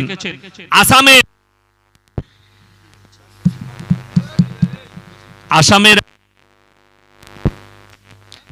ভোল্টেজ আপ ডাউন হলে দেখো মেশিনটা মারো। আমার ভাই, আসামের একটা মাদ্রাসা শিক্ষকের জঙ্গি যোগ পাওয়া গিয়েছিল। যাই হোক, কেউ যদি আতঙ্কবাদী জঙ্গি যোগ থাকে তাকে জেলে দেন, তাকে কয়েদে ভরুন, তার ফাঁসি দেন, আমাদের এতেরাজ না। কিন্তু সেই মাদ্রাসাটাকে হিমন্ত বিশ্ব শর্মা সরকার বুলডোজার দিয়ে গুড়িয়ে দিয়েছে। এই मदरसा, इस मदरसा के अंदर एक उस्ताद को ऐसे मिला जो जंगी से, जो आतंकवादी से मिला हुआ था। अगर ये सच बात है तो मैं हिमंत बिस्व शर्मा जी से कहूंगा, आप कहां छुप गए, आप कहां पर हैं? हमारे देश के एक मिनिस्टर, उड़ीसा के एक मिनिस्टर, हेल्थ मिनिस्टर को गोली से मार दिया गया और उसका बॉडीगार्ड एक पुलिस वाला ने मारा उसको। আপনারা শুনেননি? একটা পুলিশ বডিগার্ড এসআই সে একজন হেলথ মিনিস্টারকে গুলি করে মার্ডার করে দিয়েছে। উড়িষ্যার হেলথ মিনিস্টারকে। সে যে থানায় ডিউটি ছিল ওই থানাটাকে ডজার দিয়ে ভাঙুন। সেও তো একটা আতঙ্কবাদী। আমাদের দেশের একজন মন্ত্রীকে মেরে দিয়েছে, ঠিক কি না? তো কার সঙ্গে যোগাযোগ আছে তার? সেই থানাটাকে গুড়িয়ে দিতে হবে। যদি এটা সত্য হয়, হিমন্ত বিশ্ব শর্মা জি বোম্বে তাজ হোটেলে পাকিস্তানের যে আতঙ্কবাদীরা ঢুকেছিল, তারা কার পারমিশনে ঢুকেছিল? অতগুলো অস্ত্র নিয়ে। তাজ হোটেলের মালিক রতন টাটাও জড়িত আছে। ওই তাজ হোটেলটাকে ডজার দিয়ে গুড়িয়ে দাও, ওখানকার স্টাফরা জড়িত আছে, ওই হোটেলটাকে ভেঙে গুড়িয়ে দাও। একটা মানুষ অপরাধ হলে গোটা কমিউনিটি অপরাধ নয়, ঠিক কি না? নূপুর শর্মা কুরুচিকর মন্তব্য করেছেন আমার নবীজি সাল্লাল্লাহু আলাইহি সাল্লাম সম্পর্কে, তা বলে গোটা হিন্দু সমাজ দোষী নয়, দোষী করবেন, সেটা তার ব্যক্তিগত মতামত। আপনার জানা নেই কত ভারতের মনীষী গুজরে গেছে, নূপুর শর্মা তো কুকুরের থেকেও খারাপ। তার আখলাক চরিত্র দেখুন, দেহ ব্যবসা করে না কি করে আল্লাহ ছাড়া কেউ জানে, নোংরা মেয়ে, রাজনীতিতে আছে। আমি তার কথা বলতে যাব না, শুনেন নবীজি সম্পর্কে কারা প্রশংসা করেছে। বঙ্কিমচন্দ্র চট্টোপাধ্যায়, শরৎচন্দ্র চট্টোপাধ্যায়, কবিগুরু রবীন্দ্রনাথ ঠাকুর, স্বামী বিবেকানন্দ, শ্রী রামকৃষ্ণ, রাজা রামমোহন রায়। অনেক হিন্দু ভাই যারা আমার আওয়াজ শুনছেন, যারা আমার বয়ান শুনেন, তাদেরকে আমি ধন্যবাদ জানাবো, তাদেরকে আশীর্বাদ দেবো, আল্লাহ তোমাদেরকে ইসলামের জন্য কবুল করুক, সকলে জোরে বলুন আল্লাহুম্মা আমিন। কেন জানেন? তাদেরকে বলবো ভালো করে আপনারা স্টাডি করুন। আমাদের দেশে একটা ভারতে একটা প্রথা ছিল, সেটার নাম হচ্ছে সতীদাহ প্রথা। স্বামী মারা গেলে ওই চিতার ওপরে জ্যান্ত অবস্থায় স্ত্রীকে জ্বালিয়ে দেওয়া হতো। রাজা রামমোহন রায় আসার, এই রাজা রামমোহন রায় দেখলেন, স্টাডি করলেন কোরআনের আর ইসলামের, যে ইসলামে একটা মানুষ পুরুষ যদি মারা যায়, সেই বিধবাটা ইদ্যত পালন করার পরে সেই মেয়েটা আবার বিয়ে করার যোগ্যতা রাখে। জোরে একবার বলুন সুবহানাল্লাহ। যদি ইসলামে একটা মেয়েকে স্বামী মরে যাওয়ার পরে তাকে যদি ইজ্জত দেয়, তাকে যদি অধিকার দেয়, তাকে যদি থাকার অধিকার দেয়, তাকে যদি বিবাহ করার ইজাজত দেয়, তাহলে আমাদের ধর্মে হবে না কেন? রাজা রামমোহন রায় বায়োডাটা মুহাম্মদ সাল্লাল্লাহু আলাইহি সাল্লাম নবীজির জীবনী পড়ে তিনারা কি করলেন? বদলে দিলেন। আজকে হিন্দু ধর্মে ওটাও বদলে গেছে, সতীদাহ প্রথা উঠে গেছে। জোরে একবার বলুন সুবহানাল্লাহ। এই বড় বড় মনীষীরা কোরআনের স্টাডি করেছেন। কবিগুরু রবীন্দ্রনাথ ঠাকুর কোরআন পড়েছেন, বঙ্কিমচন্দ্র চট্টোপাধ্যায় কোরআন পড়েছেন, শরৎচন্দ্র কোরআন পড়েছেন, ঈশ্বরচন্দ্র বিদ্যাসাগর কোরআন পড়েছেন, স্বামী বিবেকানন্দ কোরআন পড়েছেন। আল্লাহর কসম আপনি অবাক হবেন কেন কোরআন পড়েছেন? নবীজির আখলাক চরিত্র আর ইসলামটা জানার জন্য। ওই জন্য ইনাদের মুখ থেকে একটাও কুরুচিকর মন্তব্য পাবেন না। ইনাদের বইগুলো লেখাগুলো পড়ুন, এদের জীবনীতে স্বামী বিবেকানন্দ আমেরিকার শিকাগো শহরে 40 মিনিট থেকে 1 ঘন্টা বক্তব্য দিয়েছিলেন। 15 মিনিট খালি হযরত মুহাম্মদ মুস্তাফা সাল্লাল্লাহু আলাইহি সাল্লামের প্রশংসা করেছিলেন। জোরে একবার বলুন সুবহানাল্লাহ। সেখানকার মানুষ বলেছিল, হে স্বামী বিবেকানন্দ, হোয়াট মুহাম্মদ সাল্লাল্লাহু আলাইহি সাল্লাম। তিনি বলেছিলেন, শোনো, যারা মুহাম্মদ সাল্লাল্লাহু আলাইহি সাল্লামকে চিনতে পারেনি তারা জীবনেতে আদর্শই পায়নি। জোরে বলুন সুবহানাল্লাহ। পৃথিবীর মধ্যে যদি কেউ মহামানব হয়, স্বামী বিবেকানন্দ বলেছিলেন তিনি হচ্ছেন হযরতে মুহাম্মদ মুস্তাফা সাল্লাল্লাহু আলাইহি সাল্লাম। তিনার আখলাক আর চরিত্র আর সেই নবীজির ওয়ারিস হচ্ছে উলামায়ে দ্বীনরা। আমার নবীজি বলেছেন, আল উলামা ওয়ারাসাতুল আম্বিয়া। শোনো, এই উলামারা কারা? আমি বলে যাই আপনাদেরকে। কোরআন বলছে, ইন্নামা ইয়াখশাল্লাহা মিন ইবাদিহিল উলামা। আমার নবী আর পয়গম্বরের পরে যারা সবথেকে বেশি রীতিমতো ভয় করে তারা হচ্ছে উলামা সম্প্রদায়। জোরে একবার বলুন সুবহানাল্লাহ। আপনারা জানেন এই মাদ্রাসা এই গ্রামের শুধু নয়, এই এলাকার জন্য বরকতপূর্ণ। যে এলাকায় মাদ্রাসা থাকে, যে গ্রামে মাদ্রাসা থাকে, যে গ্রামে তালবিলিমদের কোরআন তেলাওয়াত হয়, এই বাচ্চাগুলো ফজরের নামাজ পড়ে কোরআন তেলাওয়াত করে যখন আল্লাহর কাছে হাত তুলে দোয়া করবে, গোটা গ্রামের বালা মুসিবত আল্লাহ দূর করে দিবে। জোরে বলুন সুবহানাল্লাহ।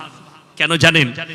সূরা ইয়াসিনের তেলাওয়াত যারা ফজরের পরে করবে, আগামী ফজর পর্যন্ত মৃত্যু ছাড়া তাদের কাছে কোনো বালা মুসিবত আসবে না। সবথেকে বড় জিনিস, এই তালবিলিমরা যে রাস্তায় চলবে ওই রাস্তায় আল্লাহর ফেরেশতারা পর বিছিয়ে দেয়। জোরে একবার বলুন সুবহানাল্লাহ। তার অনেকগুলো দলিল প্রুফ আছে। আমি আমার পড়ার জীবনে অনেক বদমাশ ছিলাম, আমার মাদ্রাসায় ওই 3 চাকা ভ্যান, আপনারা কি বলেন ওগুলোকে? 3 চাকা রিস্কা, ওটা আমার মাদ্রাসায় মাল বোয়াবার জন্য একজন রেখে গেছে। তো আমি, বৃহস্পতিবার ছিল, শিক্ষকরা নেই, আমি তখন আব্বার মাদ্রাসায় ছিলাম, ওটাকে নিয়ে আমি চলে গেছি ডিবিসির দিকে, কিন্তু আমার অতটা হ্যান্ডেল ঠিক ছিল না। একবারই গোটা ডিবিসি, যেটা দুর্গাপুর কর্পোরেশন ডিবিসি, সেখানে পুরো পাথর দিয়ে আছে তলা পর্যন্ত, আর পানি নেই, একবারই নিচেই পানি আছে।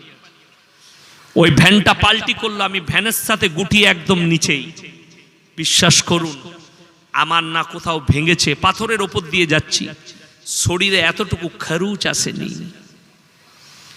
তখন বুঝতে পারলাম সত্যিকারই তালবিলিমদের পায়ের নিচে ফেরেশতাদের পর বিছানো থাকে, এতটুকু কোথাও খরচ আসেনি। আমি উঠে ছুটেছি, সব মেয়েরা লোক ডাকছে, ইয়াসিন মারা গেছে। কিন্তু অনেক লোক পানিতে খোঁজাখুঁজি শুরু করেছে, এক কোমর পানি ছিল, আমি উঠে পালিয়ে গেছি বাড়িতে। আমি বাড়িতে গিয়ে ঢুকে গেছি, কেউ খুঁজছে, আমার বাড়িতে এসছে, ইয়াসিন এই হয়েছে, বলে কই ইয়াসিন তো উপরে শুয়ে আছে। আমার মা এসছে, আমি ভয়ে পালিয়ে এসেছি। ভ্যানটা 3 টুকরো হয়ে গেছে, কিন্তু আমার শরীরে এতটুকু ছিঁড়ে যায়নি, এতটুকু খরচ। আমি তখন বুঝতে পারলাম তালবিলিমদের পায়ের তলায় ফেরেশতারা পর বিছিয়ে দেয়, এ বরকতপূর্ণ। আপনি অবাক হবেন, দারুল উলুম দেওবন্দে 14 থেকে 15 হাজার তালবিলিম, তাদের সকলের খাবার ব্যবস্থাপনা আপনি যদি দেখেন অবাক হয়ে যাবে। আপনারা পয়সা দেন, আমরা অস্বীকার করতে পারবো না। আপনাদের দান খয়রাতের পয়সায়, যাকাত সদকা ফিতরার পয়সায় খেয়ে আমরা মৌলবি হয়েছি, এটা অস্বীকার করতে পারবো না। আজ ওই মাদ্রাসাগুলো যদি চলছে, তো আপনাদের দান খয়রাতে চলছে। আমার নবীজি, সকলে বলুন সাল্লাল্লাহু আলাইহি ওয়াসাল্লাম, মক্কা নগরীতে এলান করলেন, সাহাবীদের একটা কোরবানি খালি আপনাদেরকে শুনিয়ে দিই। আজকে আমাদেরকে কেউ কি জান দিতে হবে ইসলামের জন্য? কথা বলুন না। আপনাকে কি দিতে হবে? আপনার মালের খরচ করতে হবে। আমার নবী, বিশ্ব নবী জনাবে মুহাম্মদুর রাসূলুল্লাহ, সকলে বলুন সাল্লাল্লাহু আলাইহি ওয়াসাল্লাম, মক্কা নগরীতে এলান করলেন, ওয়ামা ইউকরিদুল্লাহ কারদান হাসানা।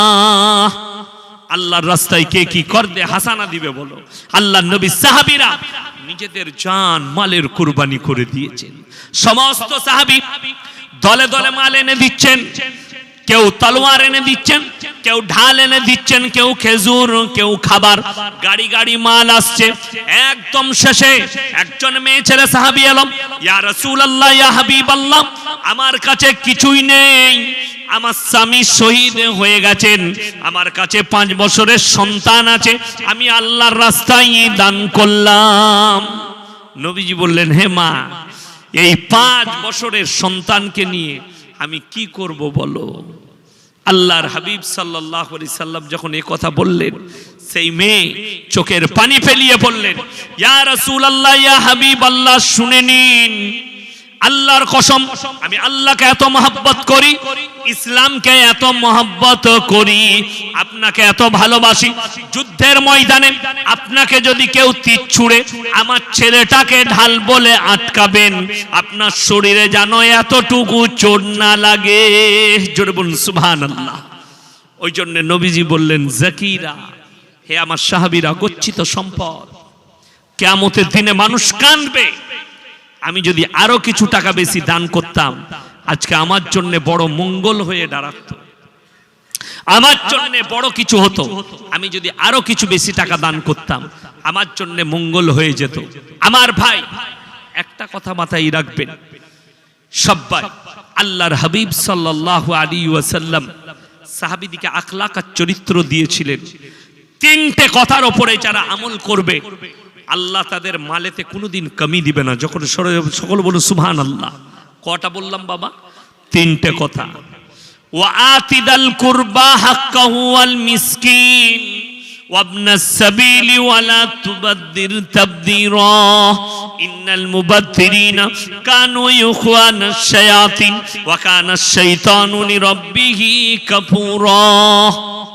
হে আমার নবী, পৃথিবীর মানুষকে বলো, ওয়া আতিদাল কুরবা, আমি যাদেরকে মাল দিয়েছি সব থেকে প্রথমে তোমরা কাছের গরিবের কাছে খেয়াল খরচ করবে। ওয়াল ইয়াতামা ওয়াল মাসাকিন, তারপরে দেখবে এতিম আর মিসকিন কোথায় আছে, ওয়াবনাস সাবিলি ওয়ালা তুবাদ্দির তাবদীরা। তারপরে লক্ষ্য করবে তোমার এলাকায় মুসাফির কে আছে, এই তিনজনের সঙ্গে যারা ভালো ব্যবহার করবে, তিনজনের যারা খেয়াল রাখবে, আল্লাহ তাদের মালে কারোবারে ব্যবসায় বরকত দেবেন। জোরে বলুন সুবহানাল্লাহ। আজকের এই মজমায় সব থেকে বড় মুসাফির কে বাবা? আমি।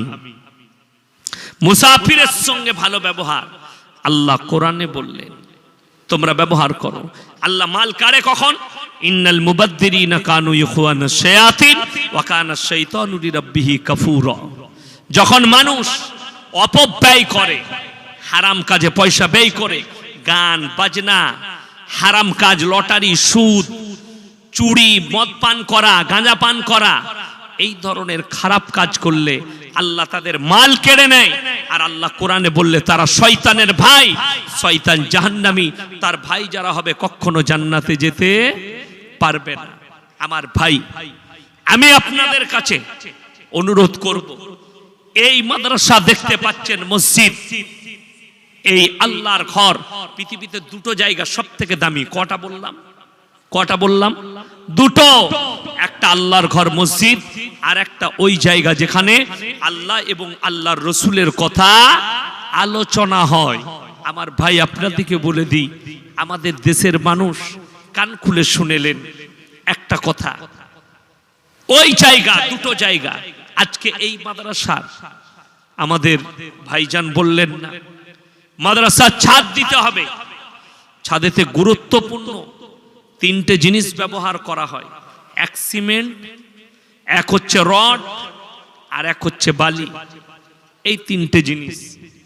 কোরআনের পারা কটা আছে বাবা? তাড়াতাড়ি বলুন। 30টা পারা আছে। আমি বলবো আমার বাবাজিরা, এই 30 পারা কোরআন, 30 জন ভাই 5 ব্যাগ করে সিমেন্ট কে কে আছেন হাত তুলেন তো ইনশাআল্লাহ। মাশাআল্লাহ। কত? 5 ব্যাগ। কি নাম? নামটা লিখুন। কি নাম? আব্দুল্লাহ। আব্দুল্লাহ ভাই, আল্লাহ আপনার জানে মালে ইজ্জতে বরকত দেখ, আপনার কারোবারে, ব্যবসা বাণিজ্য, রুজি রোজগারে বরকত দেখ, আল্লাহ হায়াত তারাজ করুক। 1 নম্বর হয়েছে। 2য় নম্বর, পটপট করে হাত তুলুন। মাত্র 5 বস্তা করে বলেছি। মাশাআল্লাহ। কি নাম বাবাজি? রুহুল আমিন মোল্লা, 5 বস্তা। মাশাআল্লাহ। 2 জন হয়েছে। আমি 30 জন চেয়েছি। তাড়াতাড়ি হাত তুলেন পটপট করে। আমার ভাই কি নাম? হ্যাঁ, আবুল হাসান, আবুল হোসেন সরকার। মাশাআল্লাহ। সরকার, সর্দার। মাশাআল্লাহ। আল্লাহ দানকে কবুল করুক, জানে মালে ইজ্জতে বরকত দেখ। 3 জন হয়েছে। 4র্থ নম্বরটা কে আছে? মাত্র 5 বস্তা করে বলেছি। আমার যুবক ভাই জাকিরা, কিয়ামতের দিনে মানুষ কাঁদবে, আমি যদি আরো 5 বস্তা দিতাম আমার জন্য মঙ্গল হতো। সেদিনে মানুষ কাঁদতে লাগবে, কিন্তু সেদিনে আর কোনো উপায় থাকবে না। শয়তান রো রাহা হ্যায় কুরআন কি বদৌলত। আপনি যখন কোরআনের জন্য টাকা খরচ করবেন, আল্লাহর ঘরের জন্য টাকা খরচ করবেন, শয়তান আপনার পাশে দাঁড়িয়ে কান্নাকাটি করবে। শয়তান চাই এরা জানো, ইন্নাশ শাইতানা লিল ইনসানি আদুউম মুবিন। শয়তান হচ্ছে মানুষের প্রকাশ্য দুশমন। আমার ভাই, আমি বলবো 3 জন হয়েছে। 4র্থ নম্বর 5 বস্তা সিমেন্টটা কে আছে? কোন আল্লাহর বান্দা আছে? মোল্লা আব্দুল সালাম ভাই, তিনি 5 বস্তা দিবেন। আল্লাহ উনার জানে মালে ইজ্জতে আল্লাহ বরকত দেখ, আল্লাহ ইলমে বরকত দেখ। 4 জন হয়েছে। 5ম নম্বর, তাড়াতাড়ি বলি ইনশাআল্লাহ। আমার ভাইয়েরা, আপনি দিলে মালে কমই হবে না, কিয়ামতের দিনে মানুষ কাঁদবে। জাকিরা, গচ্ছিত সম্পদ। এই মাদ্রাসা কত বড় সম্পদ আপনারা বুঝতে পারবেন না। এই তালবিলিমদের দোয়া আপনাদের কাছে কিভাবে যায় আপনি অনুভব করতে পারবেন না। আমার ভাই 4 জন হয়েছে। 5ম নম্বরটা কে আছেন? কোন আল্লাহর বান্দা আছেন? একটু তাড়াতাড়ি হাত তুলি ইনশাআল্লাহ দেখি কোন ভাই আছে। 1 কুইন্টাল করে রড, 1 কুইন্টাল করে রড 10 জন ভাই কে কে আছেন? মাত্র 1 কুইন্টাল 50 কেজি যদি কেউ দেন, 50 কেজি রড, 1 কুইন্টাল রড পিসে। আচ্ছা পিস, আচ্ছা পিস, আচ্ছা পিস হিসাবে আপনারা দেন। কেউ 5 পিস, কেউ 2 পিস। হ্যাঁ, 8 mm 8-এর রড। ভাই সিমেন্ট এবং রড, এই দুটো জিনিস তাড়াতাড়ি বলুন। 4 জন হয়েছে সিমেন্টে। 5 নম্বর ভাইটা কে আছে একটু তাড়াতাড়ি বলি ইনশাআল্লাহ। আল্লাহর ওয়াস্তে পরকালের জন্য, মরণের পরের জন্য আপনি অনুভব করতে পারবেন না সেই দিনটা কি হবে। কিয়ামতের দিনে জান্নাতীরা যখন জান্নাতে যাবে আর জাহান্নামীরা যখন জাহান্নামে প্রবেশ করবে, জান্নাতীরা প্রশ্ন ছুড়ে দিবে জাহান্নামী দিওকে, ফি জান্নাতি ইয়াতাসালুনা আনিল মুজরিমিনা মা সালাকাকুম ফি সাকার, তোমরা কেন জাহান্নামে গেলে? তখন তারা 1 নম্বর উত্তর দেবে, ক্বালু লাম নাকু মিনাল মুসাল্লিন, আমরা মুসল্লিদের মধ্যে ছিলাম না, ওয়ালাম নাকু নুতিমুল মিসকিন, এবং আমরা মিসকিনকে খানা খাওয়াইনি, তাই আল্লাহ আমাদিকে জাহান্নামে পাঠিয়েছে। আমার ভাই, মিসকিনদের মাথায়, এতিমের মাথায় হাত রাখা এই ছাদ হবে যেখানে এতিম আর মিসকিনরা থাকবে। আজকে কষ্ট লাগে, দুঃখ লাগে, এই মাদ্রাসা যেখানে তালিব ইলমরা পড়াশোনা করবে।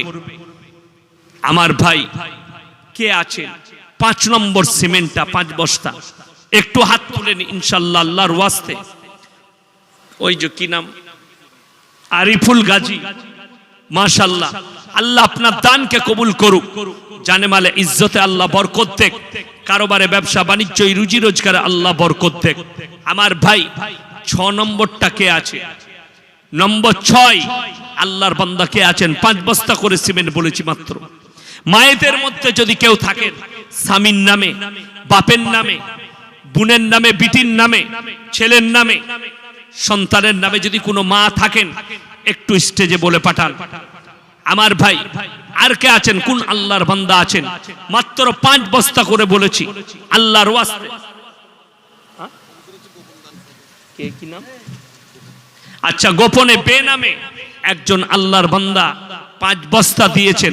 আল্লাহ তাআলা উনার জানে মালে ইজ্জতে বরকত দেখ, উনার কারোবারে আল্লাহ বরকত দেখ। আমার ভাই 6 জন হয়েছে। 7 নম্বরটা কে আছেন? কোন আল্লাহর বান্দা আছেন? একটু হাত তুলেন ইনশাআল্লাহ। 7 নম্বর যদি হয় গোপনে আমার ভাইজানকে ফোন করে দেন যে আমি লুকিয়ে দেব, বেনামে দেব। আমার মায়েদের মধ্যে যদি কেউ থাকেন, কোন আল্লাহর বান্দি আল্লাহর ওয়াস্তে দেবেন পরকালের জন্য। আমার ভাইদের মধ্যে, আপনাদের মধ্যে আর কে আছেন? মাত্র 5 বস্তা করে বলেছি, 6 জন হয়েছে। 6 জন ভাই হয়েছে। আমি 30 জন চেয়েছি। কোরআনে 30 পারা আছে, 30 জন আল্লাহর বান্দা কে আছে? কোন মা আছেন, কোন ভাই আছেন? একটু তাড়াতাড়ি হাত তুলি ইনশাআল্লাহ। পরকালের জন্য, মরণের পরের জন্য। আপনি কবরে যাওয়ার পরে কি করবেন? কবর খুব কঠিন জায়গা, সেই জায়গা সুন্দর করার জন্য সাদকায়ে জারিয়া, আপনি মরে যাবেন, কিয়ামত পর্যন্ত আপনার এই দানের বদলা পৌঁছাতে থাকবে আপনার কাছে। এই সাদকায়ে জারিয়া আপনি যদি রেখে যান, আপনার জন্য পৌঁছাতে থাকবে। 6 নম্বর ভাইটা কে আছে? আমার ভাই 6 নম্বর হয়েছে। 7 নম্বরটা কে আছে? মাশাআল্লাহ, কি নাম? ওই আব্দুল মুতাল্লিব সর্দার ভাই, উনি দিবেন। মাশাআল্লাহ, আল্লাহ উনার দানকে কবুল করুক, নেক নিয়তকে আল্লাহ পুরো করুক, কারোবারে আল্লাহ বরকত দেখ, রুজি রোজগারে আল্লাহ বরকত দেখ। কি নাম? নূর আলম গাজী, মাশাআল্লাহ, নূর আলম গাজী ভাই, তিনি 5 বস্তা। আল্লাহ তাআলা দানকে কবুল করুক, নেক নিয়তকে আল্লাহ পুরো করুক, কারোবারে ব্যবসা বাণিজ্য রুজি রোজগারে বরকত দেখ। 8 জন হয়েছে। 9 নম্বরটা কোন ভাই আছেন? আমার ভাই নম্বর 9টা কে আছে? কোন আল্লাহর বান্দা আছেন? রবিউল মোল্লা, মাশাআল্লাহ, আল্লাহ দানকে কবুল করুক। 9 নম্বর হয়ে গেছে, জানে মালে ইজ্জতে বরকত দেখ। আমার ভাই 10 নম্বরটা কে আছেন? নম্বর 10 আল্লাহর কোন বান্দা আছেন? ডাক্তার নাজমুল ইসলাম, মাশাআল্লাহ, 10 নম্বর হয়ে গেছে। আল্লাহ জানে মালে ইজ্জতে বরকত দেখ, কারোবারে বরকত দেখ। 11 নম্বরটা কে আছে? আচ্ছা, গোপনে একজন ভাই 10 বস্তা দান করেছেন। আল্লাহ তাআলা উনার দানকে কবুল করুক, জানে মালে ইজ্জতে বরকত দেখ। আমার ভাই তাহলে 12টা হয়ে গেল। 13 নম্বর কে আছে? 13 নম্বর, 13 নম্বরটা কে আছে আমার ভাই? 10 জন হয়েছে, 10 জন হলো। 11 নম্বরটা কে আছে আমার ভাই? নম্বর 11, আমি বেশি নেব না, 15 জন হাত তুলেন, 15 জন, আর 5 জন হয়ে যাবে ইনশাল্লাহ। নম্বর 11 কে আছেন? কোন আল্লাহর বান্দা আছেন? নম্বর 11টা ইনশাল্লাহ পরকালের জন্য, মরণের পরের জন্য। কবে দুনিয়া থেকে চলে যাব আল্লাহ ছাড়া কেউ জানে না। কবরটা হচ্ছে সব থেকে ডেঞ্জার জায়গা। যারা মনে করছেন, আমি বলে দিই যে আমার সম্পদ আমি দান করলে কমে যাবে, আমার সন্তানের কি হবে, তারা একটু কোরআনটা শুনেন, সূরা লুকমান শেষ রুকু। যারা ছেলের জন্য হারাম খায়, ছেলের জন্য জমিয়ে যায়, যারা মনে করে আমি দান করলে আমার জন্য আমার মাল কমে যাবে, তারা একটু শুনেলেন। কোরআন বলছে কি? আবার গোপনে একজন দিলেন 5 বস্তা, মাশাআল্লাহ 11 নম্বর হয়ে গেল। আল্লাহ দানকে কবুল করুক, নেক নিয়ত আল্লাহ পুরো করুক, কারোবারে আল্লাহ বরকত দেখ। আমাদের মায়েদের মধ্যে থেকে এখনো একটাও আসেনি।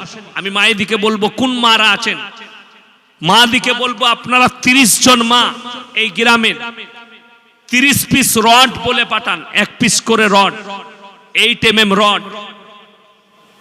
ইসলামে সব থেকে প্রথমে টাকা খরচ হয়েছে একজন মায়ের, মা খাদিজাতুল কুবরা রাদিয়াল্লাহু তাআলা আনহা। আরো একজন হয়েছে, আচ্ছা গোপনে আর একজন হয়েছে, 12 হয়ে গেল। আর মাত্র 3 জন লাগবে আমার ভাই। 3 জন আল্লাহর বান্দা কে কে আছেন? 3 জন ভাই, আর 3 জন ভাই হলি হয়ে যাবে ইনশাআল্লাহ। কে আছেন? কোন আল্লাহর বান্দা আছেন? আর মাত্র 3 জন আল্লাহর বান্দা। একটু তাড়াতাড়ি বলি। কিয়ামতের দিনে আল্লাহ তাআলা বললেন, হে আমার নবী বলো, ইয়া আইয়ুহান নাসু তাকু রাব্বাকুম ওয়াখশাউ ইয়াওমান লা ইয়াজজি ওয়ালিদুন আন ওয়ালাদি ওয়ালা মাউলুদুন হুয়া জাযিন আন ওয়ালিদিহি শাইয়্যা। হে আমার বিশ্ব নবী, পৃথিবীর মানুষকে বলে দাও, তারা যেন কান খুলে শুনে, তোমরা সেই দিনকে ভয় করো যেদিনে বাপ বেটার কোনো উপকারে আসবে না, বেটা বাপের কোনো উপকারে আসবে না। কেউ কারুর জন্য এতটুকু উপকার করতে পারবে না। আপনি সেই দিনের জন্য তৈরি হন। 12 জন হয়েছে আমার ভাই। 13 নম্বরটা কে আছেন? কোন আল্লাহর বান্দা আছেন? নম্বর 13, পরকালের জন্য, মরণের পরের জন্য আমার ভাই। 1 পিস করে 2 পিস করে রড কে কে আছেন? বালি। আচ্ছা বালির প্রয়োজন আছে, বালির দাম এখন কমও আছে, বালিটা বলে দেন তো কে কে আছেন? আপনাদের বালি কি হিসাবে হয়? টলি হিসাবে? টলি হিসাবে বালি হয়? ফুট হিসাবে? আচ্ছা ফুট হিসাবে হয় বালি।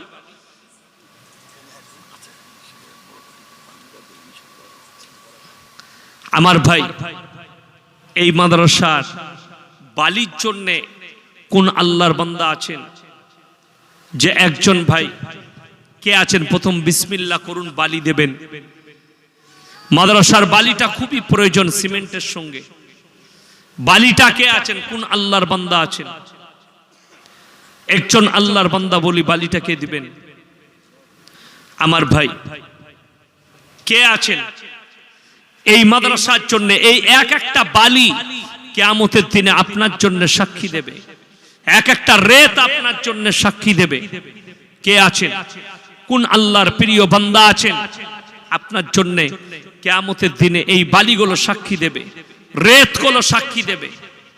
একজন ভাই বলুন, 1 ফুট করে, 2 ফুট করে, 3 ফুট করে বালি যদি কেউ বলেন, 1 ফুট বালি কে দিবেন? 2 ফুট বালি কে দিবেন? এই আল্লাহর ঘরের জন্য, নবীর মেহমানদের জন্য নিজের ঘর বানানো পুণ্যের কাজ, থাকার বাসস্থান বানানো, কিন্তু আল্লাহর ঘর বানানো মহা পুণ্যের কাজ, বড় নেকির কাজ। ওই জন্য সেই জায়গায় ম্যান পজিশনে যেখানে বালির প্রয়োজন ছাদে সেখানে বালি লাগবে। কে আছেন, কোন আল্লাহর বান্দা আছেন যে আপনার বালি যেন ওই সিমেন্টের সাথে আপনার বালিটা যেন খরচ হয়? 300 ফুট বালি হলেই হয়ে যাবে ইনশাআল্লাহ।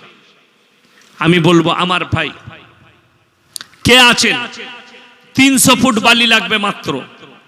কোন আল্লাহর বান্দা আছেন যে বালি দেবেন? একজন আল্লাহর বান্দা বলুন। মাত্র 300 ফুট বালি। 100 ফুট করে বলুন। 3 জন ভাই যদি 100 ফুট করে বলেন, আমি বলবো 2 জন 3 জন বন্ধু মিলে বলুন। 2 বন্ধু মিলে 100 ফুট, 3 জন মিলে 100 ফুট বলুন। আমার ভাই কে আছেন, কোন আল্লাহর বান্দা আছেন? একটু তাড়াতাড়ি বলি ইনশাআল্লাহ। কে আছেন, কোন ভাই আছেন? মাত্র 300 ফুট বালি বলেছি। একটু যদি বলেন আল্লাহর ওয়াস্তে, এই এতিমদের জন্য, মিসকিনদের জন্য, এই তালবিলিমদের জন্য। আমার মায়েদিকে বলবো আপনাদের মধ্যে থেকে যদি কেউ রড দিতে চান একটু বলে পাঠান। ভাইদিকে অনুরোধ করব, আমার ভাইয়েরা মাত্র 300 ফুট বালি। একজন বিসমিল্লাহ করুন। 100 ফুট কিংবা 50 ফুট, যারা যেরকম দিবেন, এই সম্পদ আপনাদের। এই মাদ্রাসা তালবিলিমদের দোয়া গোটা এলাকা পাবে, গোটা গ্রাম পাবে। এই উলামাদের দোয়া আপনাদের কাছে পৌঁছাবে। আমার ভাই কে আছেন, কোন আল্লাহর বান্দা আছেন? মাত্র 300 ফুট বালি লাগবে ইনশাআল্লাহ। আগামী বছরে 2 তলা ছাদ হয়ে যাবে ইনশাআল্লাহ। হ্যাঁ, খাওয়া কমপ্লিট করা আছে, শুধু বালি আর মাটিটা হলে, বালি আর মাটি হলে হয়ে যাবে ইনশাআল্লাহ। সব কমপ্লিট করা আছে। আমার ভাই সিমেন্টও আলহামদুলিল্লাহ অনেক দিয়েছেন, খালি বালিটা 300 ফুট। 3 জন আল্লাহর বান্দা সাজান। আমার ভাই কে আছেন? একজন বড় আল্লাহর বান্দা কেউ বলুন। নিজের জন্য, নিজের পরিবারের জন্য। আপনি মরে যাবেন, কিয়ামত পর্যন্ত আপনার পরিবারের কাছে, আপনার কাছে নেকি পৌঁছাতে থাকবে। 1 ফুট দিবেন? 1 ফুট। মাশাআল্লাহ, মাশাআল্লাহ, 1 ফুট। আমার ভাই আর কে আছেন? আব্দুল্লাহ সর্দার ভাই। আচ্ছা, আপনার আব্বা। মাশাআল্লাহ, আল্লাহ হায়াত তারাজ করুক। আল্লাহ উনার জানে মালে ইজ্জতে বরকত দেখ। আল্লাহ উনার কারোবারে বরকত দেখ। আমার ভাই আর কে আছেন, কোন ভাই আছেন? 5 ফুট, 10 ফুট, 100 ফুট, 50 ফুট যদি বলেন, মাত্র 300 ফুট লাগবে। আমার ভাই কে আছে? 1 ফুট মানে 100 ফুট। 1 ফুট মানে 100 ফুট। মাশাআল্লাহ, 4,500।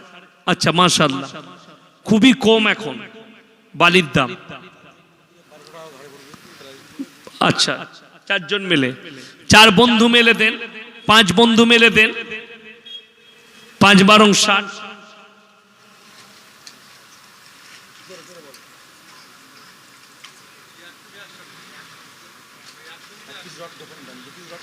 আচ্ছা, 2 পিস রড গোপন দান করেছেন। আমার ভাই আর কে আছেন? এই দেখুন 100 ফুট হয়ে গেছে, আর মাত্র 200 ফুট লাগবে। আর 200 ফুট বালি কে আছেন? কোন আল্লাহর বান্দা আছেন? একটু তাড়াতাড়ি বলি। 200 ফুট বালি আর কোন আল্লাহর বান্দা আছেন?